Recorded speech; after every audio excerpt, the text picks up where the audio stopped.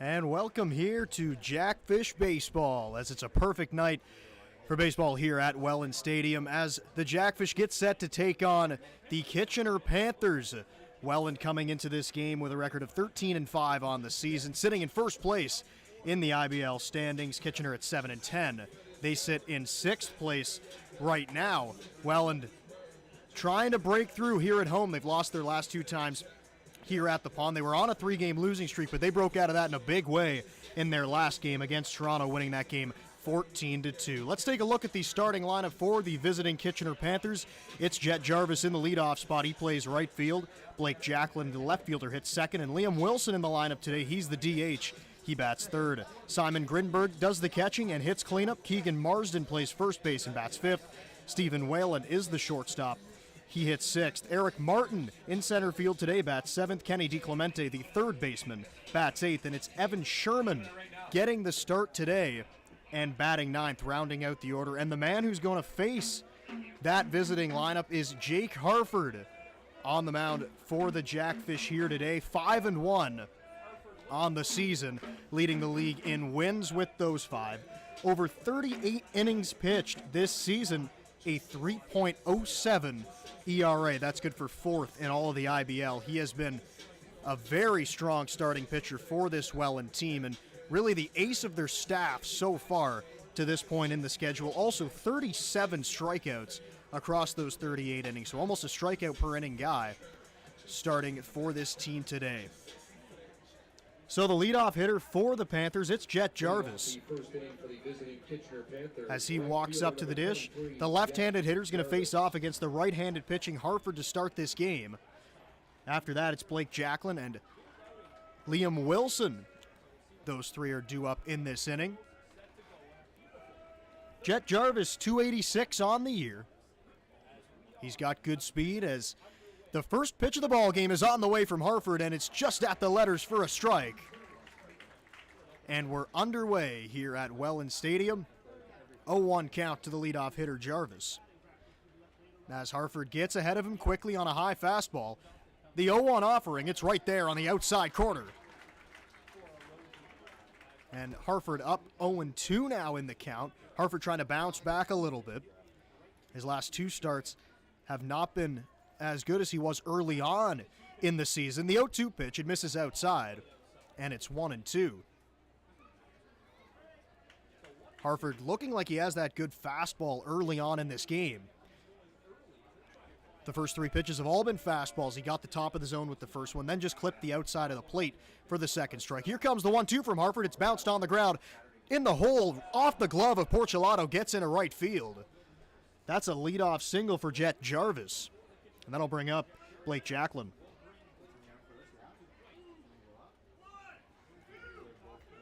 The ball was not hit very hard off the bat of Jarvis.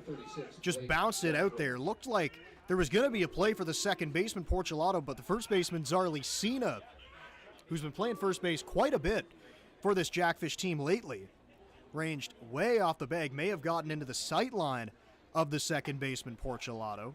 First pitch misses to Jacklin. Harford just misses outside. Over at first base is Jarvis. Does not have a stolen base on the season, as he gets a decent lead off of first base with Zarly Cena holding him on. Another left-handed hitter here at the top of this Panthers order. It misses inside. Cocker had to reach all the way across the plate to make the catch, but he hung with it. And the count's now 2-0 as the Jackfish defense playing in double play depth up the middle. We'll tell you about the defensive alignment in a moment here. The 2-0 offering from Harford. That one's on the outside edge. And it's 2-1. Calling balls and strikes today is Keith McConkey.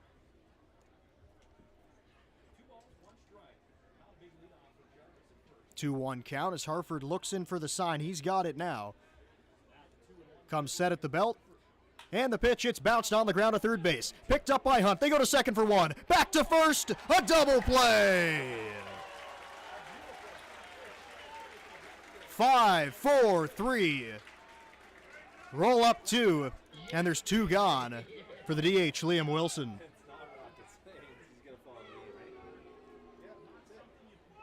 Batting third, designated hitter number 35, Liam Wilson. The ball was not hit very hard down to third base. A little bit surprised they were able to go around the horn to get the double play, but a quick turn at second base by Mateo Portulato. He's playing second base today. It was flip-flopped on the infield the last time the Jackfish were here. Portulato was at shortstop, and Smybert was playing second base. First pitch to Wilson is inside, and it's called a ball. But Portulato looking very comfortable out there at second base, turning the double play. So 2 outs, and that's a huge 2 outs for Harford after giving up that weak single to start the game. The 1-0 offering to Wilson. It's popped up on the infield.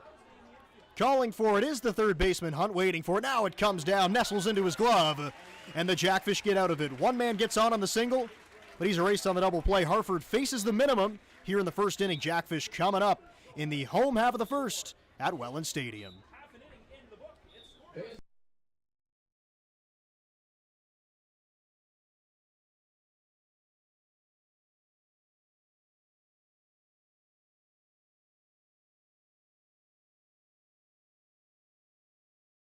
Your time is now. You're ready for your next big step. Niagara College is a proven leader among Ontario colleges. Our students are prepared to succeed and drive innovation locally and around the world. Our supportive student culture and state-of-the-art learning facilities help you achieve your dream. Choose academic excellence. Choose experiential learning. Choose career success. Choose Niagara College today. Visit niagaracollege.ca/apply. If you're somewhere without a radio, don't worry, you can still listen to us. Download the Giant FM app and listen, or go to giantfm.com and click on the Listen Live player. No radio? No problem. Get the Giant FM app or listen at giantfm.com. Want to get hooked? Sport the fish today by visiting the Welland Jackfish Tackle Box, the official merchandise shop of your Jackfish. Visit the stand on game day behind Section 107 or visit us online at shop.wellandjackfish.com. There you'll find official on-field hats, t-shirts, novelties, and so much more. Join the Fishhead Nation and shop today.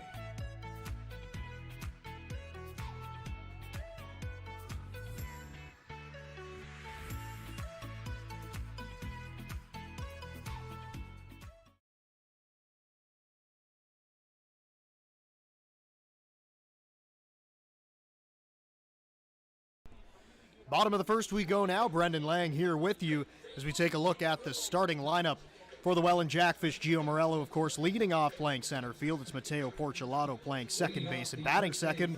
Brandon Nicholson plays right field and hits third. The cleanup hitter is Sam Cocker. He does the catching. James Smybert bats fifth and plays shortstop. Ethan Hunt at third base, bats sixth. Matt Hildebrandt, the DH, hits seventh. Zarly Cena plays first base, bats eighth. And then it's Hogan Brown getting the start in left field, and he rounds out the order, batting ninth. Jacob Douglas is on the mound for the Panthers. In 21 innings this season, he's got a 3 ERA. This is his fifth game of the season, fifth start of the season for the Panthers. One of the most relied upon arms in this Panthers rotation as Morello squares around a bunt on the first pitch, offered by Douglas. And he bunts it foul up the third base line and falls behind in the count 0-1. For Douglas, just 10 strikeouts over those 21 innings of work, but only 2 walks to his name. So a guy who's going to be around the plate a lot here today. And I'm sure the Jackfish hitters are quite aware of that as Morello swings and grounds the ball right back up the middle. It's picked up, throw in time by Evan Sherman. And Morello is retired to start the ball game. And now here comes Mateo Portulato. Mateo Portulato.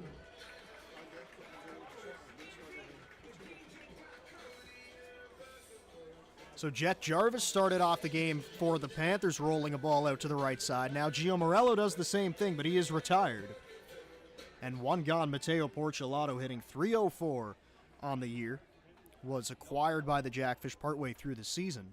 First pitch to him, gets sawed off and pops the ball into center field. Going back is the shortstop Whalen, but he's not going to get there. It drops in. Portulato, big turnaround first base, but he'll go back. Not the hardest hit single you'll ever see, but it does the job. And there's a runner on base for Brandon Nicholson.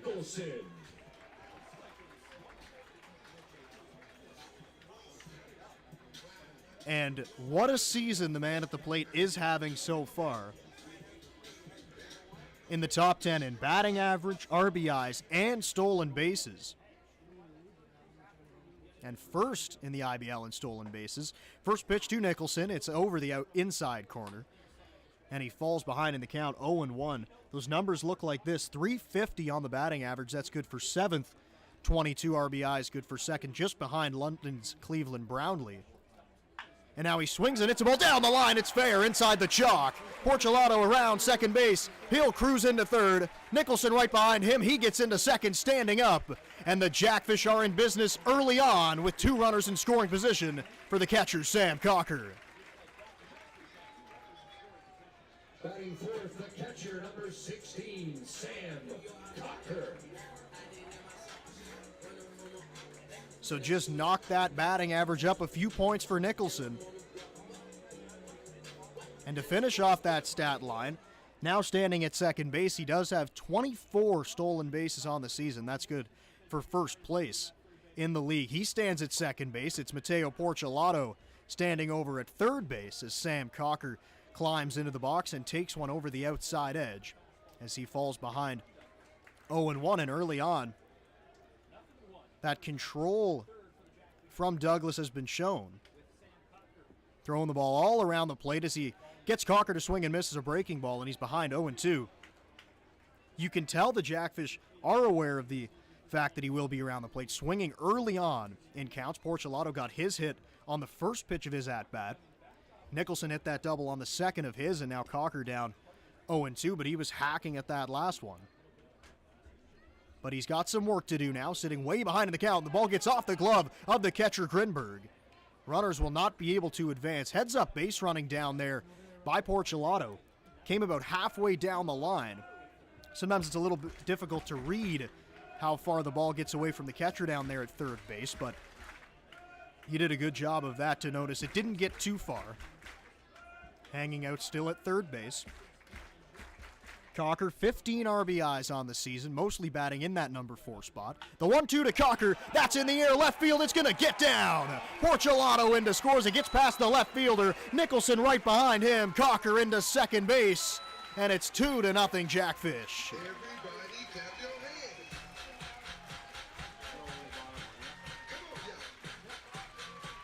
So that's back-to-back doubles for the Fish, and it nets them the first 2 runs of the game. And here comes James Smybert, the shortstop today, and don't look now, but another Jackfish hitter that's red hot as of late.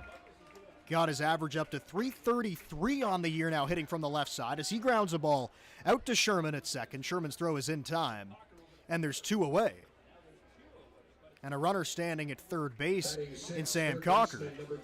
That'll bring up the third baseman, Ethan Hunt.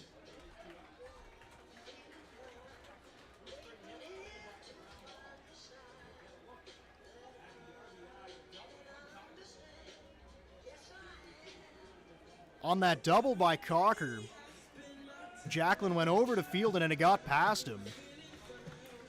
Bit of a misplay out there in left field, but it didn't really make a difference. Cocker was going to get into second base either way, and 2 runs were going to come across. Ethan Hunt stands in, takes one high and inside. Buzzed the tower a little bit, and it's 1-0 now. Sam Cocker on at third base now as he moved over on that ground out by Smybert. Douglas trying to get through this first inning. Next pitch to Hunt, it's fouled straight back. Counts even now at 1-1. Another guy hitting in the 300s in this Jackfish order. 313 for Ethan Hunt.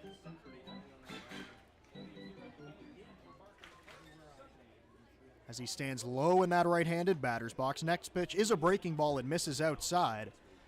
And it's 2-1. Great patience shown right there from Ethan Hunt. That breaking ball started right over the middle of the plate and just bent off the outside edge. But he was able to spit on it, and it's a 2-1 count. Now he rifles it right back up the middle. Come on down, Sam Cocker. He crosses the plate. It's 3-0 Jackfish on an absolute rope by Ethan Hunt.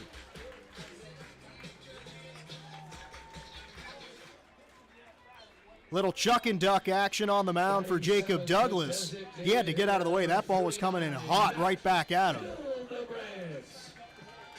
So it's Ethan Hunt on at first base now, another RBI for Hunt. His 11th on the season, and that'll bring up Matt Hildebrand. And if you remember the last time the Jackfish saw these Kitchener Panthers here at Welland Stadium, Hildebrand had a huge game, 2 home runs in that contest.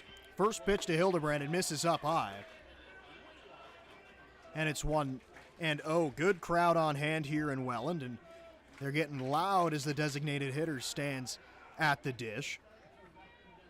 Hunt 7 stolen bases on the year, and Hildebrand swings and misses. Looked like an off-speed pitch. He was out in front. And it's 1-1, and you look at Hildebrand hitting. He doesn't get cheated up there. Swings as hard as he can every time. Just came up empty on that one. Hunt's running now for second, but he throws on the brakes. He faked me out up here. Not sure if he faked anyone out on the field. But still over there at first base. Counts now 2-1 to Matt Hildebrand in his second season with the Fish. 2-1 offering. It's outside. And he's ahead 3-1 now. And this is the spot that Hildebrand is able to get himself into so often. Because we know about the big power, but also a great knowledge of the strike zone. And he gets in a good hitter's count a lot of the time. Hunt's moving this time, but it's going to be ball 4. That's high, maybe a bit outside, in fact. Hildebrand walks. So now comes the number 8 hitter. Here's Arlecina.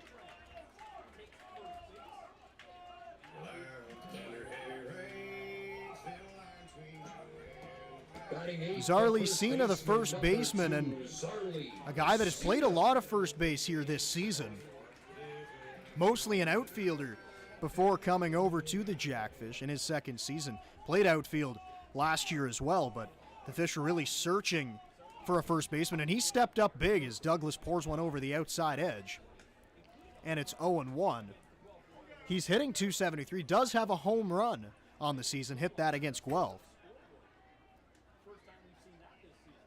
On the offensive side, he has been productive, and on the defensive side, he's looked right at home over there at first base. It's a breaking ball, and it's stung in the gap. Going over is the left fielder, Jacklin. He gets there to make the catch and retire the side. Cena hit it hard, but no luck.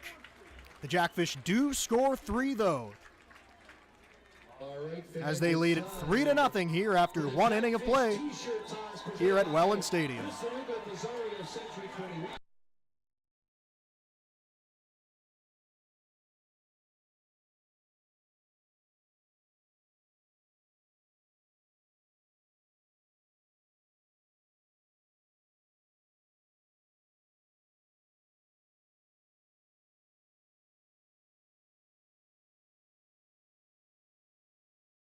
Your time is now. You're ready for your next big step. Niagara College is a proven leader among Ontario colleges. Our students are prepared to succeed and drive innovation locally and around the world. Our supportive student culture and state-of-the-art learning facilities help you achieve your dream. Choose academic excellence. Choose experiential learning. Choose career success. Choose Niagara College today. Visit niagaracollege.ca/apply. If you're somewhere without a radio, don't worry, you can still listen to us. Download the Giant FM app and listen, or go to giantfm.com and click on the Listen Live player.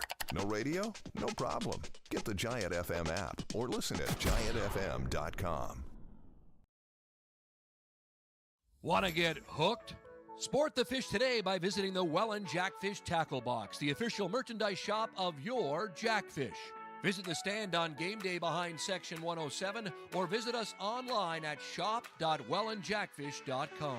There you'll find official on-field hats, t-shirts, novelties, and so much more. Join the Fishhead Nation and shop today.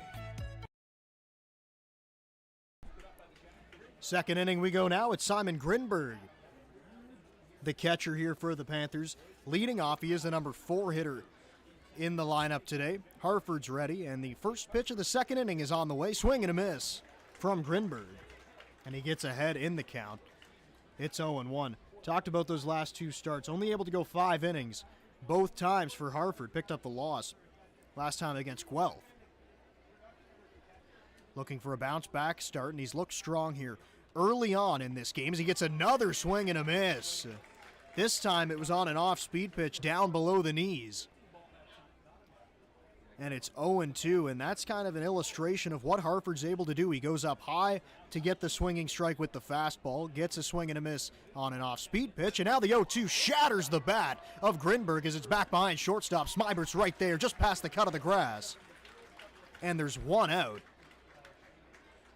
As Harford got way in on the hands that time of Grinberg Baseman number 34, Keegan Marsden. and shattered his bat. So there is one out, and here comes Keegan Marsden, the first baseman for Kitchener, IBL veteran. He's had a pretty good year so far, hitting .299, just a tick below 300. Another left-handed hitter in this Panthers order. Harford, pitch is popped up on the infield. Hunt going back. Now it's Smybert calling him off. He's right there. Again, almost in the exact same spot to make the catch. And quickly, 2 outs for Jake Harford.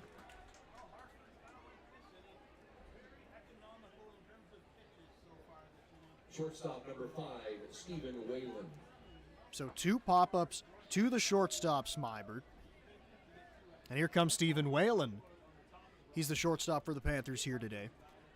Harford, huge for him to get those quick outs here early on. See if he can get as deep into the game as possible.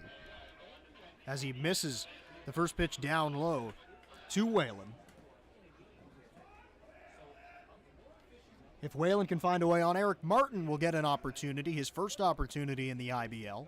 Pitch is popped up once again. Hunt going back, still going back, now called off by Smybert. He makes the catch. So 3 pop-ups to the shortstop. And Harford gets out of the inning quickly. We're through 1.5. Jackfish lead it 3-0. Welland Jackfish game action online.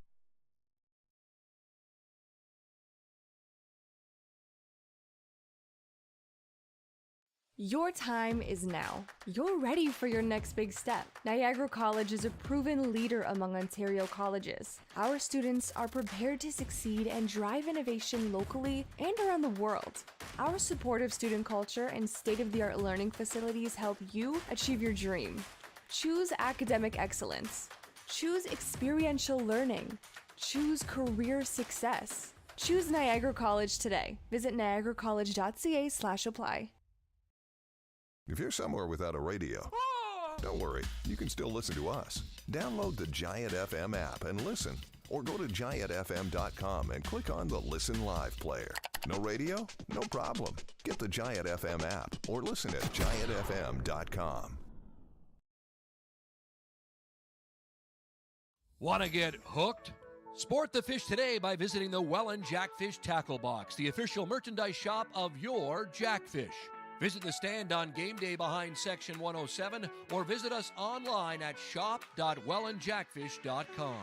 There you'll find official on-field hats, t-shirts, novelties, and so much more. Join the Fishhead Nation and shop today.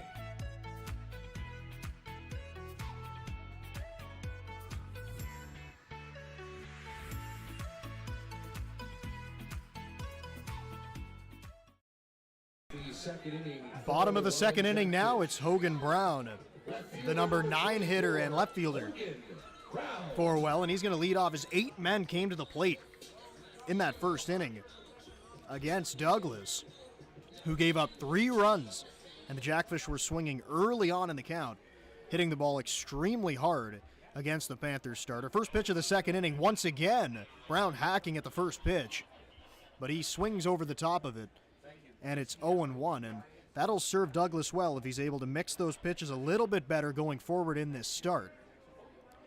As the Jackfish were looking fastball early on, and they got it. 0-1 pitch to Brown, checks his swing, fouled at the dish. And he falls behind 0-2. Brown still looking to find some consistency on the offensive side of the ball, hitting down in the 250s right now. Gio Morello, the leadoff hitter, waits on deck. Pitches down low. And the count is 1-2. Brown also does have 8 runs driven and 7 stolen bases, too. Another speedster on this team. as he awaits a 1-2 offering. It's outside. And the count evens up now at 2-2. Brown, Virginia Beach native. Played college baseball at Virginia Commonwealth University. The 2-2 from Douglas. It's right there on the outside corner. Called strike 3.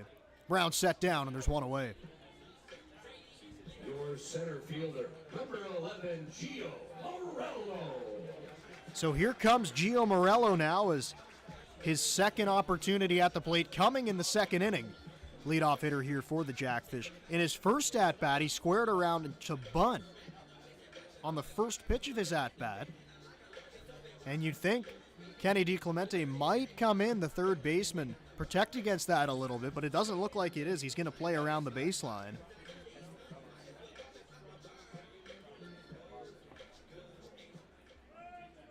Morello ended up grounding out to second base his last time up as he stands in. He squares around again, and this time he gets it down in fair territory. Coming on, and the throw is in time. Kenny DiClemente with a great defensive play. And there's 2 outs as the fans and Morello alike do not agree with the call at first base made by Nick Leffler. From up here, it looked pretty close. Thought Morello might have beaten it out. He waited on the field there momentarily, but just out on a close play at first base. So that time he did bunt once again, but a great defensive play by DiClemente nets the second out of the inning for the Panthers, and now it's Mateo Portulato, who also had a home run the last time these two teams matched up here at Welland Stadium. He awaits an 0-1 pitch from Douglas. That misses outside. And the count is 1-0. Portulato, a guy who's been pretty versatile, played all around the field, played shortstop, as I mentioned. The last time they were here, he's played some first base as well for this team. Next pitch to Portulato. It's grounded out to second base. Picked up by Sherman. His throw bounced over there to first base. Marsden able to pick it up. And the Jackfish are retired in order, but they still lead it 3-0 as we go to the third. I think our staff's ready for a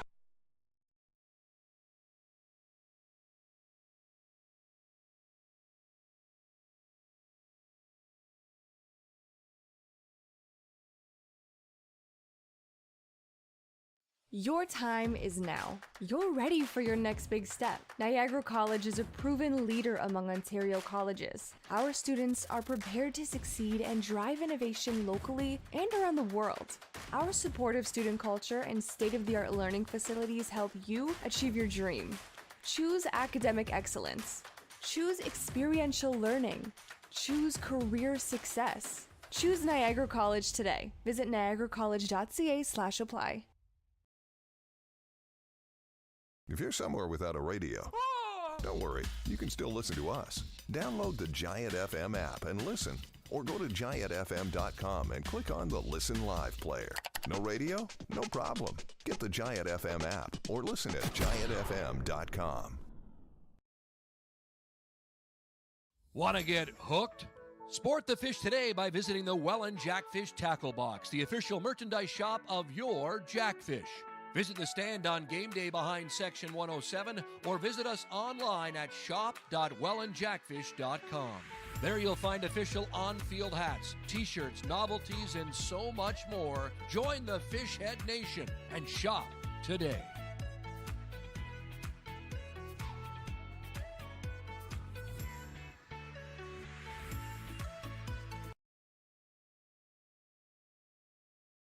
leading off the third inning. So here comes Eric Martin, the center fielder. He's going to lead off the third inning for the Panthers.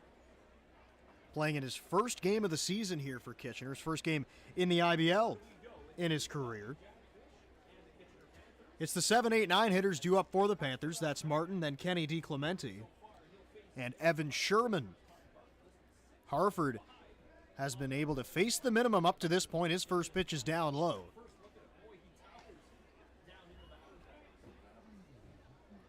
And the count's 1-0. Harford gets the sign quickly from Cocker. Pitching out of the stretch, and the 1-0 pitch gets in on the hands of Martin. It's fouled away. And the count evens up at 1-1. Did mention Martin playing in his first action here in the IBL. Did go to Indiana State University. He's sitting in a 1-1 count right now. Another left-handed hitter in this Panthers lineup. Harford's pitch misses down low. And it's 2-1. That pitch was close at the knees. May have been there, but Cocker set up on the outside part of the plate, had to reach all the way across. Didn't give the home plate umpire, Keith McConkey, a good look at that, so he called it a ball down low. Here comes the 2-1 offering from Harford. He gets the swing and a miss. Once again, going upstairs with the fastball. And the count is even at 2-2. Harford featuring a very good fastball here early on. And this Panthers team, they're no slouch on the offensive side of the ball. A lot of great hitters up and down this lineup. And this ball's grounded out to second. Picked up by Portulato. Easy hop for him. Throw is right there. And quickly again, first out of the inning for Harford. Third baseman, number 83, Kenny DiClemente. And we know Harford's able to rack up the strikeouts, but when he's able to get quick outs like that, last inning, of course, with those 3 straight pop-outs to shortstop, and then he gets that ground ball to second base, that'll allow him to get deep into this ballgame if he can keep that up. Not having to throw too many pitches to each hitter. Now here comes Kenny DiClemente, and he takes it down low. The count is 1-0. DiClemente hitting .269 for the season coming into play today. Number 9 hitter Evan Sherman, he awaits on deck. The pitch is just outside. Count goes now to 2-0. You could see him there ask home plate umpire Keith McConkey where that pitch was if it was up, and McConkey confirmed. So Harford now down in the count 2-0, trying to get back in it, and the pitch, it's fouled away, left side. And it's a 2-1 count. He got pretty good wood on that ball, but was definitely late on a fastball. So I think you'd expect Harford to go right back to it.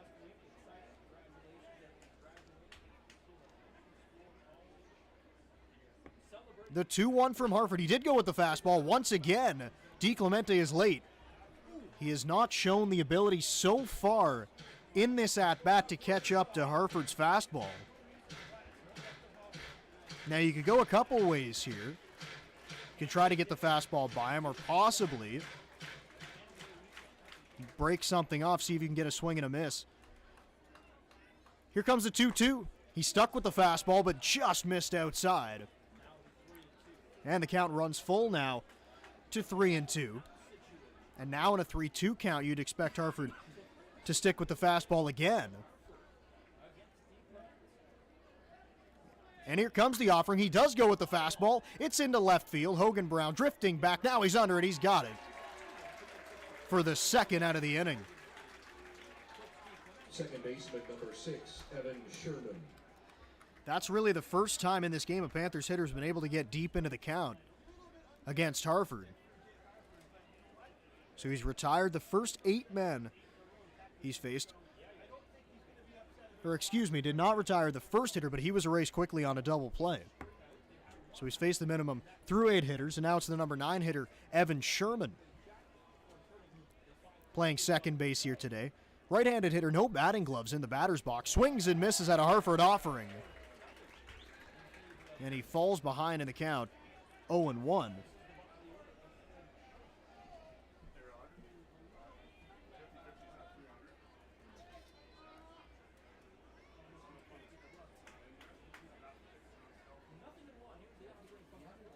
The 0-1 pitch misses up high. And it evens up at 1-1. If Sherman can find a way on hitting .217 this season, they'll go back to the top of the order and see if Jet Jarvis can get on once again. But Sherman's got to reach as there's 2 outs. Number 9 hitter at the dish. And the 1-1 offering from Harford. It's slugged in the air left field. Hogan Brown drifting back once again. He's got plenty of room as he makes the catch to retire the side. Harford, 3 up, 3 down once again. And the Jackfish remain in the lead. They lead it 3-0 as we go to the home half of the third.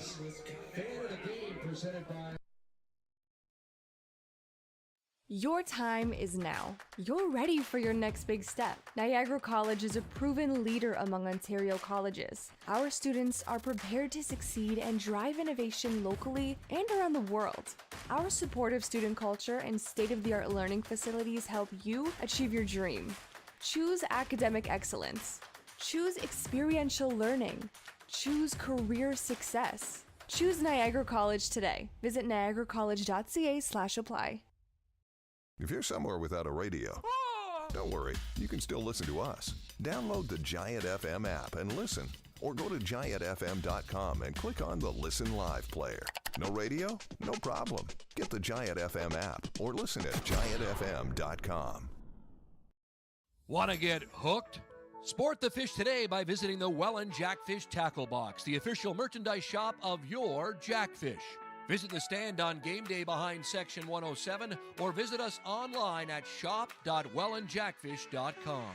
There you'll find official on-field hats, t-shirts, novelties, and so much more. Join the Fishhead Nation and shop today.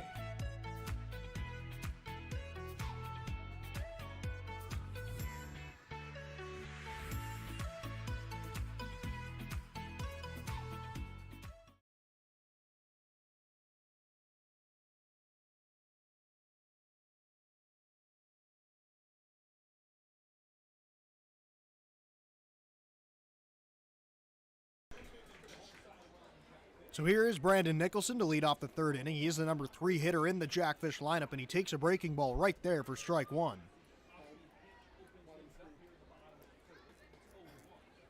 Douglas gets ahead 0-1, using that breaking ball effectively right there just to get it over the plate.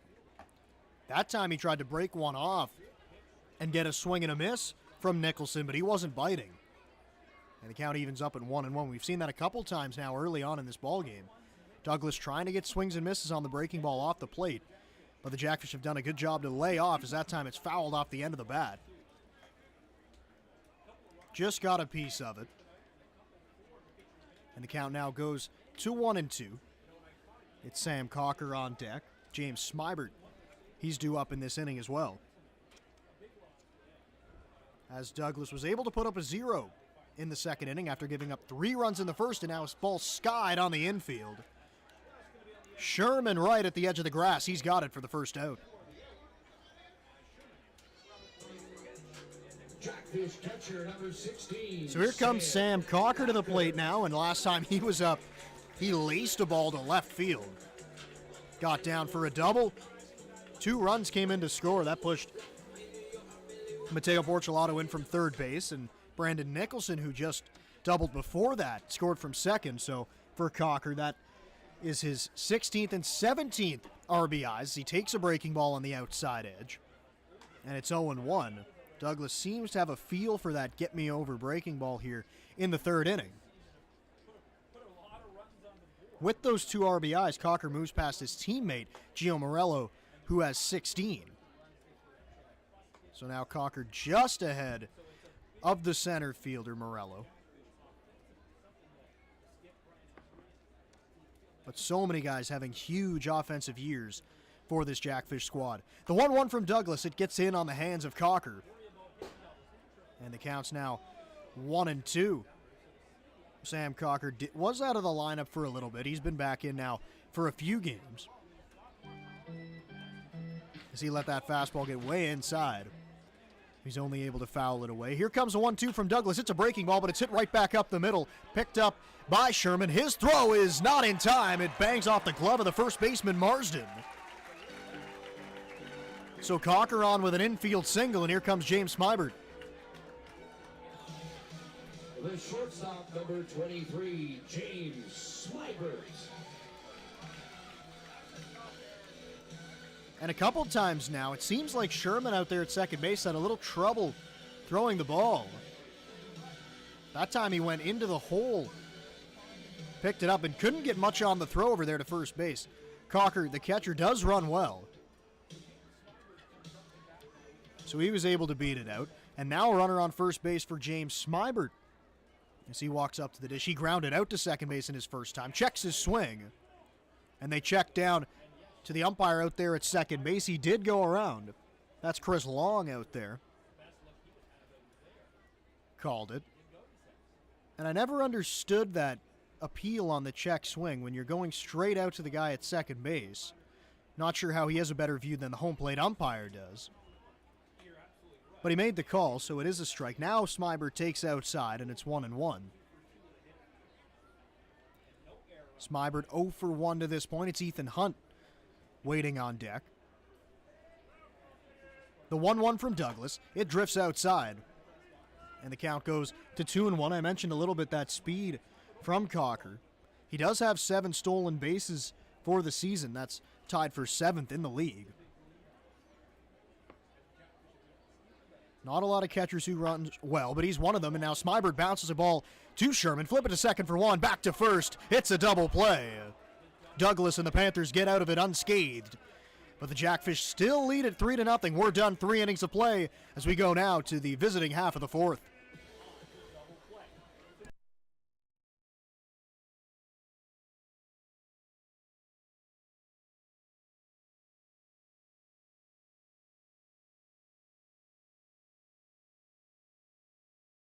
Your time is now. You're ready for your next big step. Niagara College is a proven leader among Ontario colleges. Our students are prepared to succeed and drive innovation locally and around the world. Our supportive student culture and state-of-the-art learning facilities help you achieve your dream. Choose academic excellence. Choose experiential learning. Choose career success. Choose Niagara College today. Visit niagaracollege.ca/apply.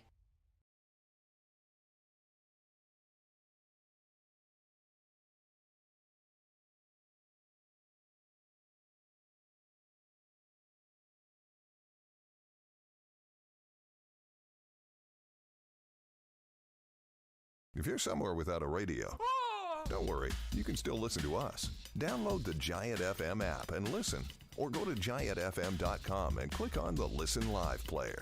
No radio? No problem. Get the Giant FM app or listen at giantfm.com. Want to get hooked?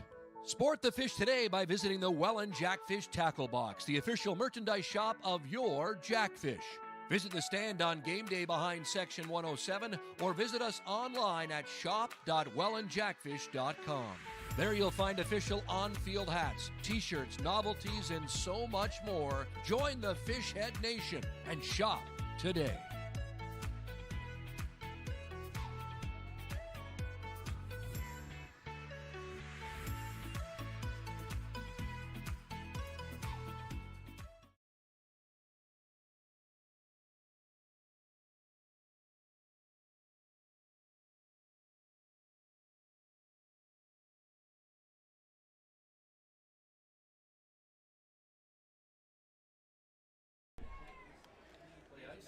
Fourth inning we go now as the Panthers back up at the dish, and Jake Harford back out on the mound. He's been extremely efficient through his first 3 innings of work.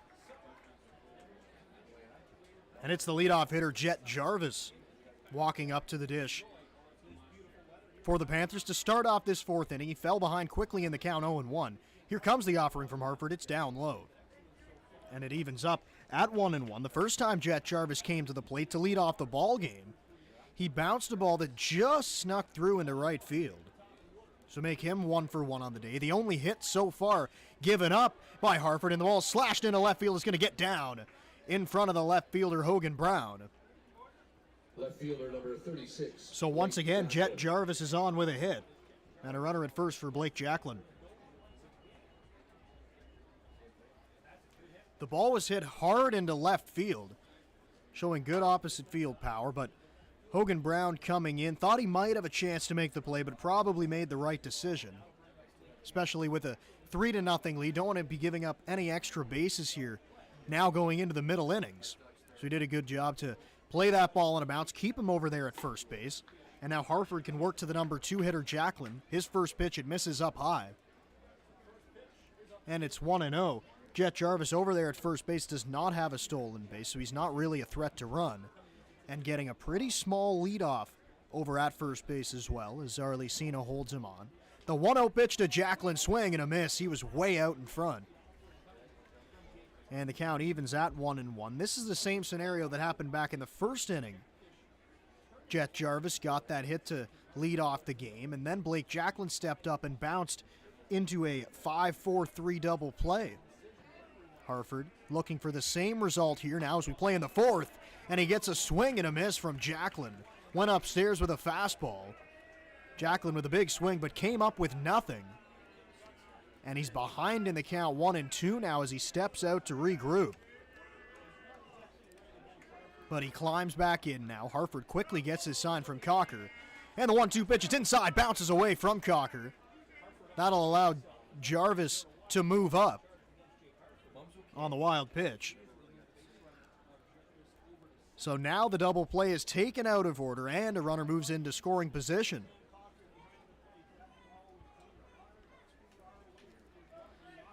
And Cocker has been so effective all season long at blocking balls in the dirt, helping out his pitchers, but that pitch was all the way across the plate. Cocker was set up on the outside. The ball bounced on the inside part of the plate to the left-handed hitting Jacklin. He really had no chance at it. So the count's even at 2-2. Now runner in scoring position. That's Jet Jarvis. Pitches way outside. Harford misses arm side with the fastball, and Harford has had pretty good command of all his pitches this season, but when he does seem to miss with the fastball, it is to the arm side. Possibly just trying to overthrow it a little bit in strikeout situations. But he's still there. It's a 3-2 count. He misses once again outside. That's a walk. So Blake Jacklin's on at first base, and that puts two runners on for the DH, Liam Wilson.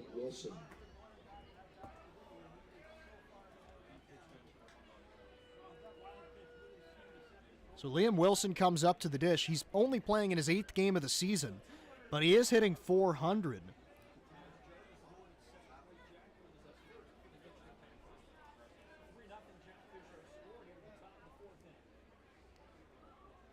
Wilson has been around for a little while, started his career in 2015 as he flies a ball into center field.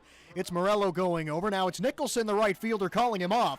Runner tagging from second base. The throw will go into third, but easily moving up on the play is Jarvis. And now there's runners at the corners with one out.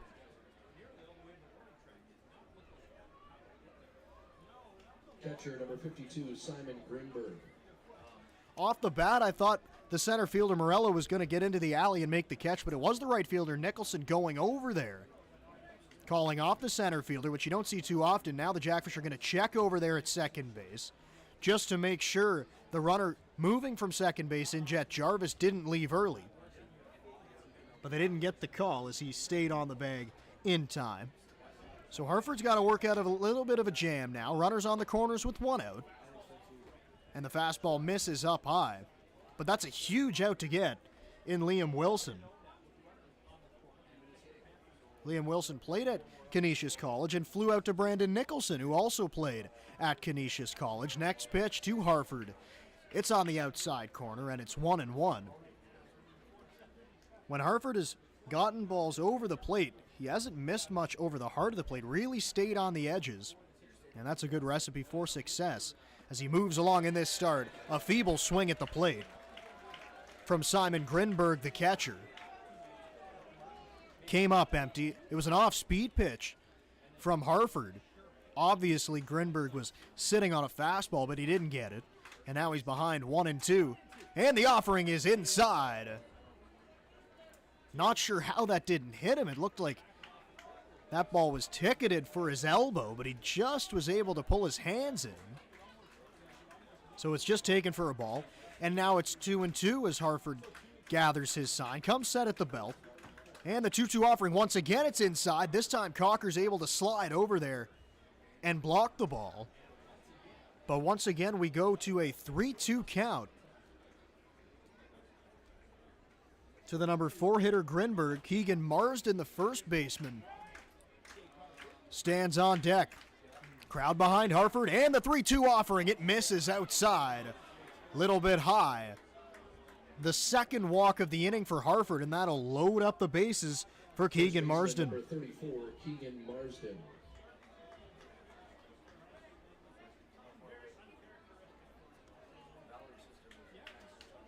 So on that walk, that pushes the runner Jacklin to second base. Grinberg on at first. And it's Jet Jarvis standing at third base. And Keegan Marsden came into play today with a .299 average. He popped up to the shortstop, Smybert, his last time up, and he fouls one off the glove of Sam Cocker. And Harford quickly ahead of Keegan Marsden. Marsden does have 17 RBIs on the season. The best RBI man on this Panthers team to this point in the year. So if you're Kitchener, this is exactly the guy you want at the dish in this situation with the bases loaded and one out. The 0-1 to Marsden, it's cracked in the air right field. Medium depth. Nicholson now coming in a few steps, makes the catch shoulder high. The throw's going to go into third base, and it hits the runner. So a run's going to come across to score. Shortstop number 5, Stephen. That's Jet Jarvis crossing the plate. Harford does pick up the second out of the inning, however, as Marsden flew out to right field, and the throw was on line. Jacklin tagging from second, going to third. If the throw doesn't hit him, he probably gets him over there at the bag. As Nicholson's done a good job throwing the ball this year, but unluckily bounced off the back of Blake Jacklin, so he got in there safely. And now it's Stephen Whalen, the number 6 hitter.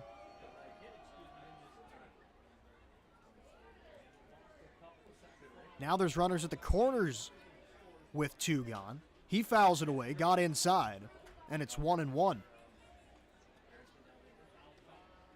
We've seen that a couple times to date in my memory from Nicholson when, with the bases loaded, throwing to third instead of home plate, which is usually a good call. That time it was. If the throw doesn't hit him, he probably had him. It's a 1-1 count now, fouled straight back. Once again, Whalen way behind a fastball. And it's a 1-2 count now as Harford tries to work out of this. And if you look at this, the bases were loaded with 1 out. If Harford can get out of this with just giving up that 1 run, that'll be huge here going forward. As Douglas, after giving up 3 in the first inning, has really settled down and thrown up a couple zeros for the Panthers. The 1-2 offering from Harford just misses outside. Keith McConkey didn't give him the outside edge. Cocker tried to frame it up, but he didn't get it, and the count evens at 2-2. Over at first base right now, Grinberg, no stolen bases. The catcher does not run well. Crowd getting behind Harford. The 2-2, is inside. Way inside, and now that's a few times this inning. Harford's really pulled the fastball to left-handed hitters. So now with a full count, Cena's going to move behind the runner as Grinberg will be off on the pitch. The offering on the way. Bounced on the ground. Portulato's right there. His throw is in time. And Harford gets out of it, just giving up the 1 run on a sacrifice fly by Keegan Marsden. So that 1 run does come across to score, but the Jackfish still lead it 3-1 as we go to the bottom of the 4th inning. Down to the field area in front. Your time is now. You're ready for your next big step. Niagara College is a proven leader among Ontario colleges. Our students are prepared to succeed and drive innovation locally and around the world. Our supportive student culture and state-of-the-art learning facilities help you achieve your dream. Choose academic excellence. Choose experiential learning. Choose career success. Choose Niagara College today. Visit niagaracollege.ca/apply.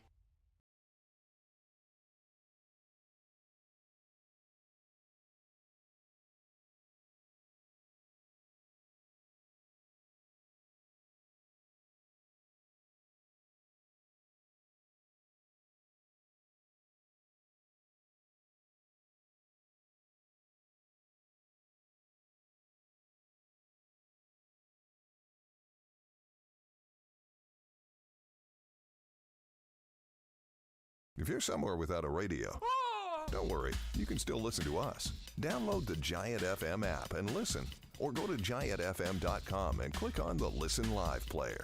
No radio? No problem. Get the Giant FM app or listen at giantfm.com.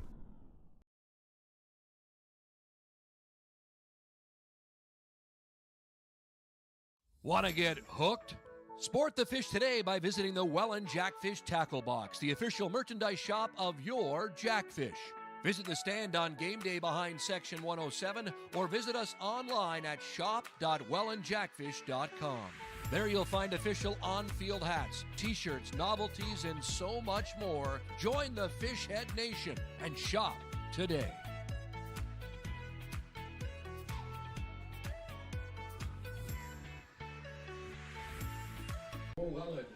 Welcome back to the pond. Home half of the fourth inning. It's Ethan Hunt to lead things off for the Jackfish. After Hunt will be Matt Hildebrandt. Zarly Cena is due up third in this inning. Hunt, 1 for 1 in the game. Had a base hit right back up the middle his first time up as he fouls away the first pitch of this fourth inning and falls behind 0-1. Back in that first inning, he did drive in a run on that single. It drove home Sam Cocker, and that ball was hit extremely hard right back up the middle. Almost took the head off of the pitcher, Douglas, but he was just able to get out of the way. One of the hardest hit balls I've seen all year. It's an 0-2 count now to Hunt. As the Jackfish try to get that one run back they just gave up in the top half of this inning. The 0-2 pitch, it's inside, bounces to the plate in fact. And the count is now 1-2.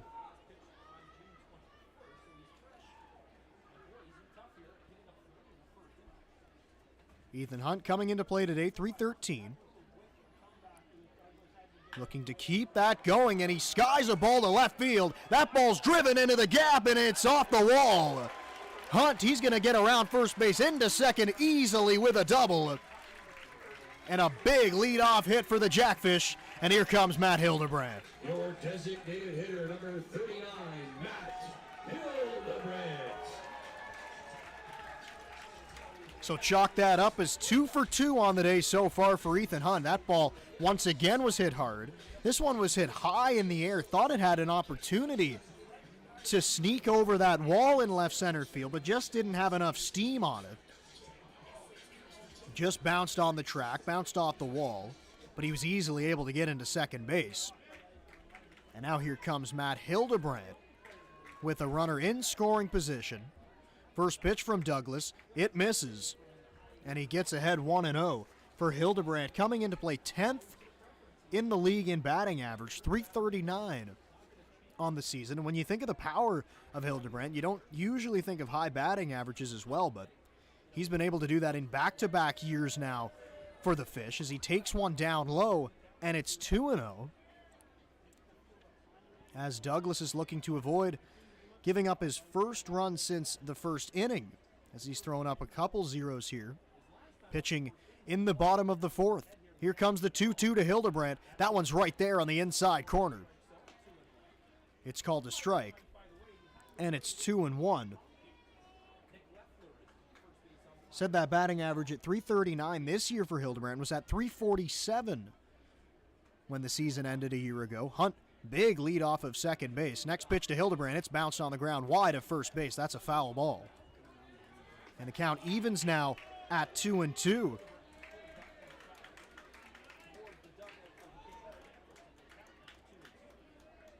Hildebrandt was ahead in the count 2-0. Douglas has done a good job to get right back in it, and the count's even now as Hildebrandt still getting an opportunity to hit with the runner in scoring position. Next pitch to Hildebrandt. That ball's rifled into the gap. It's going to get down. Ethan Hunt easily will score from second base. Hildebrandt around first. He's into second, standing up on an RBI double. And it's 4-1 Jackfish.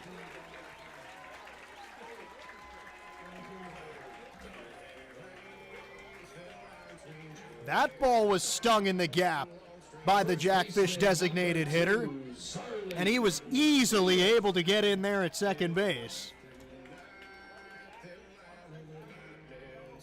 Chugging around first. And he drives in another run as the Jackfish get it right back. And here comes Zarly Cena now as Hildebrandt stands at second base. And that's a breaking ball right there for strike one on Cena. Hunt led off the inning with a double, and then Hildebrandt switched places with him So now he stands in scoring position with Zarlicina at the dish and Hogan Brown waiting on deck. The 0-1 pitch, that ball's in the air, left field. This time Jacqueline cruises over into the alley to make the catch. Cena's done that twice here today, hit the ball hard with nothing to show for it. Now there's one gone for Hogan Brown. Left fielder number 24. And both times the ball was lined to left field for Cena, so showing some power and some strength to the pull side, but again, not able to find any grass, just found the glove a couple times. But that's all you can do is hit the ball hard. Where it goes after that, nothing you can really worry about as Hogan Brown comes in and fouls one at the dish. May have just got a piece of it. Sounded like he did from up here. But nonetheless, he is behind 0-1. Hogan Brown looking to drive in a run. He's got 8 RBIs so far this season. And number 9 is standing out at second base. Takes one up high at the letters for strike 2. Remember back to his first at-bat in the second inning. He was rung up on a pitch on the outside edge that he didn't love the call. Once again, right there, questioning the strike zone of Keith McConkey. The 0-2 pitch from Brown, it's inside. You could tell he wanted to go around, but just able to hold off. And it's now a 1-2 count. Douglas, the Georgetown native here pitching, right-hander. And the pitch to Brown, it's popped up into center field. Back goes the shortstop, still going back, and it's going to drop. That's a base hit for Hogan Brown. Hildebrandt, he's going to go back to second base as he had to take a few steps off the bag if that ball were to be caught. He couldn't go too far. Center fielder number 11. So now runners at first and second for Gio Morello as we go back to the top of the order.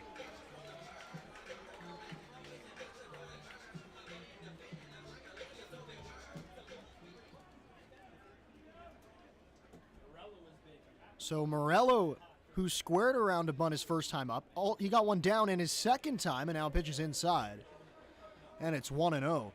And baseball's kind of a funny game. Zarlicina rifles a ball to left field, rewarded with nothing, and then Hogan Brown hits a little jam shot over the shortstop's head and it drops in for a base hit. The 1-0 to Morello, it's outside and he gets ahead in the count. 2-0. Morello on the season with 16 runs driven in, and usually you don't see high RBI numbers from leadoff hitters, and that's where he's been hitting all season long for Welland. But because the bottom of the order has been so strong, he's been able to drive in a lot of runs as he pops one in foul territory. Back is the third baseman, still going back, and it's going to drop. Kenny DiClemente tried to make an over-the-shoulder grab, but he couldn't come up with it, and right there, you'd think that's probably the shortstop who's got to come over and make that play. Maybe wasn't hit high enough for him to get over there, but that's always going to be a tough play for the third baseman with his back to the infield. The shortstop in Whalen has a much better view of it to make the play, but he couldn't get over there, so it's another life for Morello, and he's got to take advantage of it as the Jackfish are in the driver's seat right now, leading it 4-1 as we play in this fourth inning.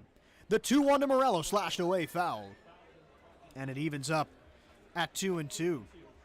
Now, of course, in a 2-1 count, you're not looking to foul a pitch away or protect the plate, but Morello has done a great job of that all season long, hitting in the number 1 spot in the lineup.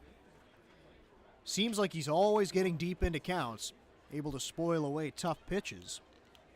And right now he sits in a 2-2 count. The offering, it's up high, inside as well. And it's 3-2. Now, I don't have the stats in front of me, but it seems like every time Morello's at the plate, or every game, he's getting into a couple 3-2 counts. I don't know if he leads the league in that category, but it sure seems like it. And now he hits it right to third base. Caught by DiClemente, and Brown was way off the bag at first. Not too sure why DiClemente didn't choose to throw across the diamond to get Hogan Brown. But a good break for the Jackfish. And once again, that's another hard hit ball Second baseman, number 10, Mateo Portulato. that the Jackfish can't get anything out of. So Morello's retired. On the line out to third base. Still a runner at second base in Hildebrandt. Brown over at first base for Portulato. He takes outside. It's ball one. Portulato looking to come up big with 2 outs.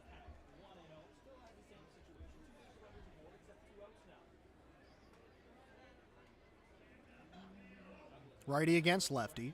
And the pitch to Portulato got in on his hands. It's popped into right field. Going back is the second baseman, Sherman. Now he gets there and makes the catch.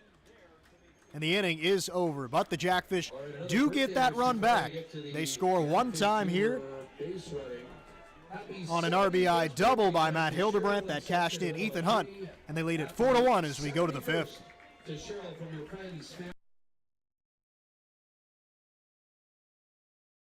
Your time is now. You're ready for your next big step. Niagara College is a proven leader among Ontario colleges. Our students are prepared to succeed and drive innovation locally and around the world. Our supportive student culture and state-of-the-art learning facilities help you achieve your dream. Choose academic excellence. Choose experiential learning. Choose career success. Choose Niagara College today. Visit niagaracollege.ca/apply.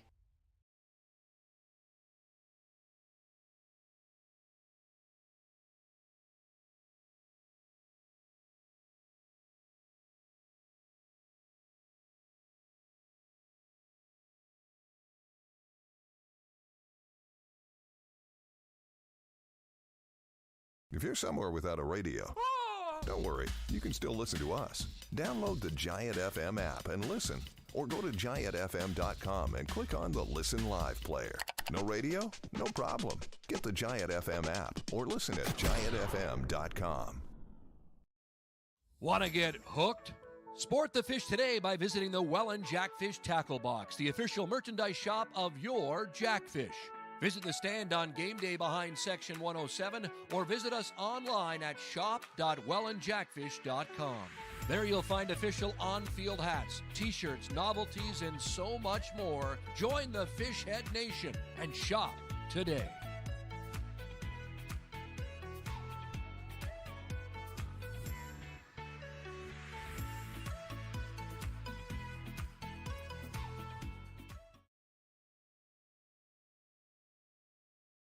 For those times when don't try this at home applies. I travel. I'm on the road a lot. Download the free Giant FM app and take us anywhere you want to listen to your hometown classics. Can listen whenever I want. You can't beat that. Get it now at giantfm.com.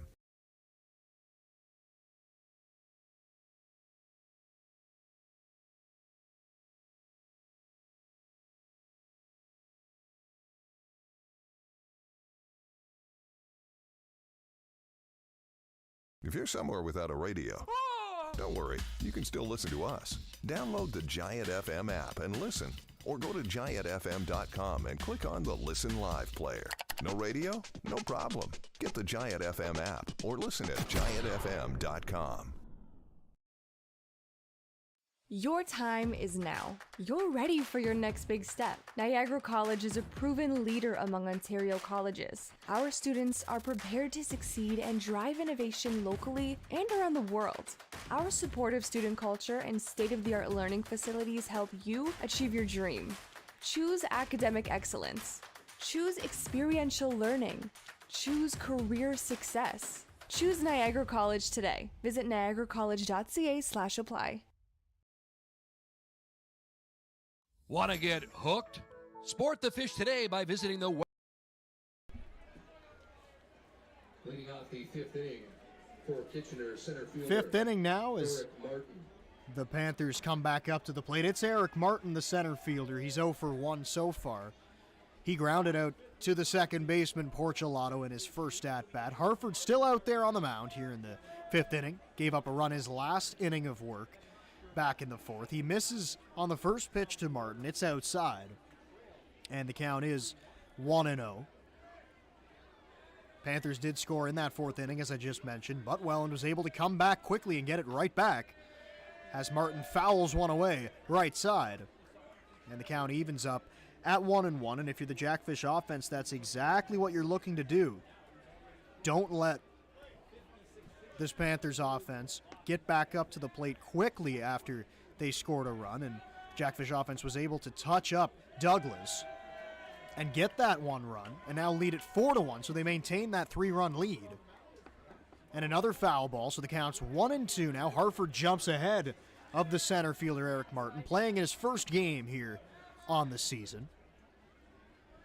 The 1-2 offering from Harford, it's outside, and it evens up at 2-2. Kenny DiClemente, the third baseman, he waits on deck right now. Harford set at the belt, and here comes the 2-2. He misses outside. And it's a 3-2 count now. Harford has fallen into a couple 3-2 counts. He fell into that a little bit in that fourth inning after cruising through the first three. Gave up 2 walks in that fourth inning. The 3-2 pitch, it's up high. Check swing, they're going to go down to third base, but no appeal is granted. So Martin did not go around, as determined by the home plate umpire McConkey. So he goes down to first base, third walk given up by Jake Harford. So here comes Kenny DiClemente.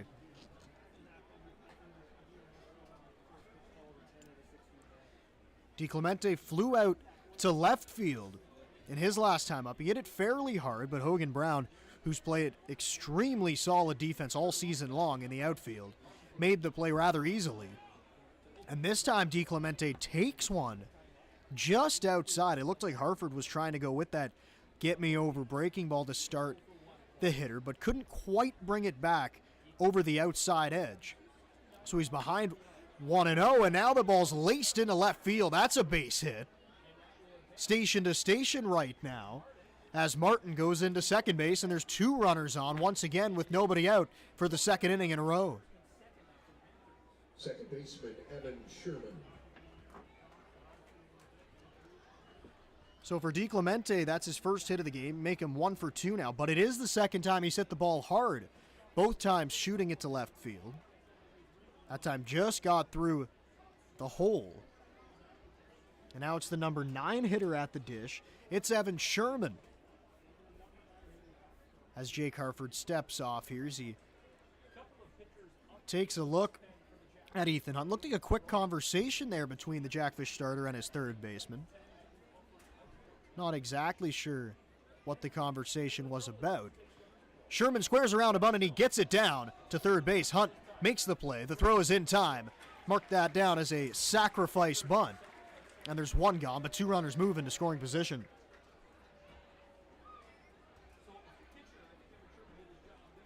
Right fielder, Jet Jarvis. And now that I see the sacrifice bunt and the entire situation, I would think that conversation between Harford and Hunt was about who would field a ground ball on a bunt on that third base side. Hunt did make the play, though. Good running play. And there's 1 out for the top of the order now. It's Jet Jarvis. In this 5th inning, getting his 3rd opportunity at the plate. He's 2 for 2. Harford has not been able to retire him yet. He's looking to expand on that here tonight with 2 runners out there in scoring position. The next pitch, it's topped foul, wide of first. And the count's even at 1-1. Into play today, Jarvis was hitting .286, but that average will climb a few points with those 2 hits so far tonight. The number 2 hitter in Blake Jacklin, he waits on deck.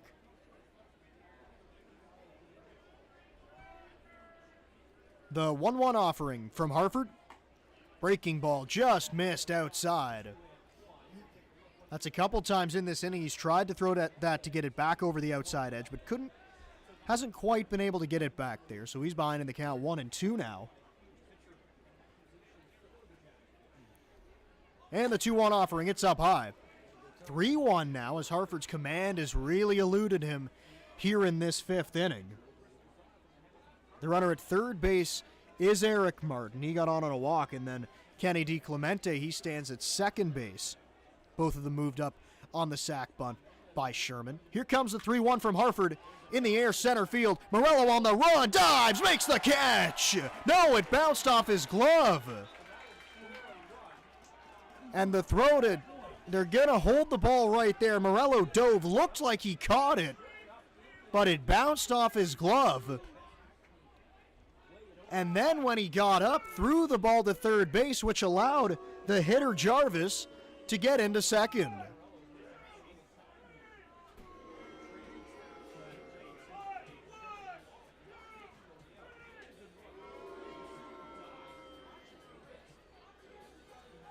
So now Morello taking a little bit of time out there in center field as he fell hard on the grass, but he's going to call off the trainers.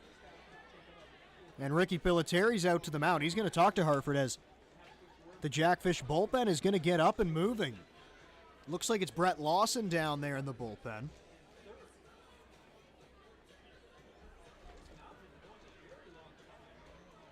Home plate umpire Keith McConkey out there at the mound trying to break it up, but Pilateri's still talking to his starting pitcher, and of course that has to do with the fact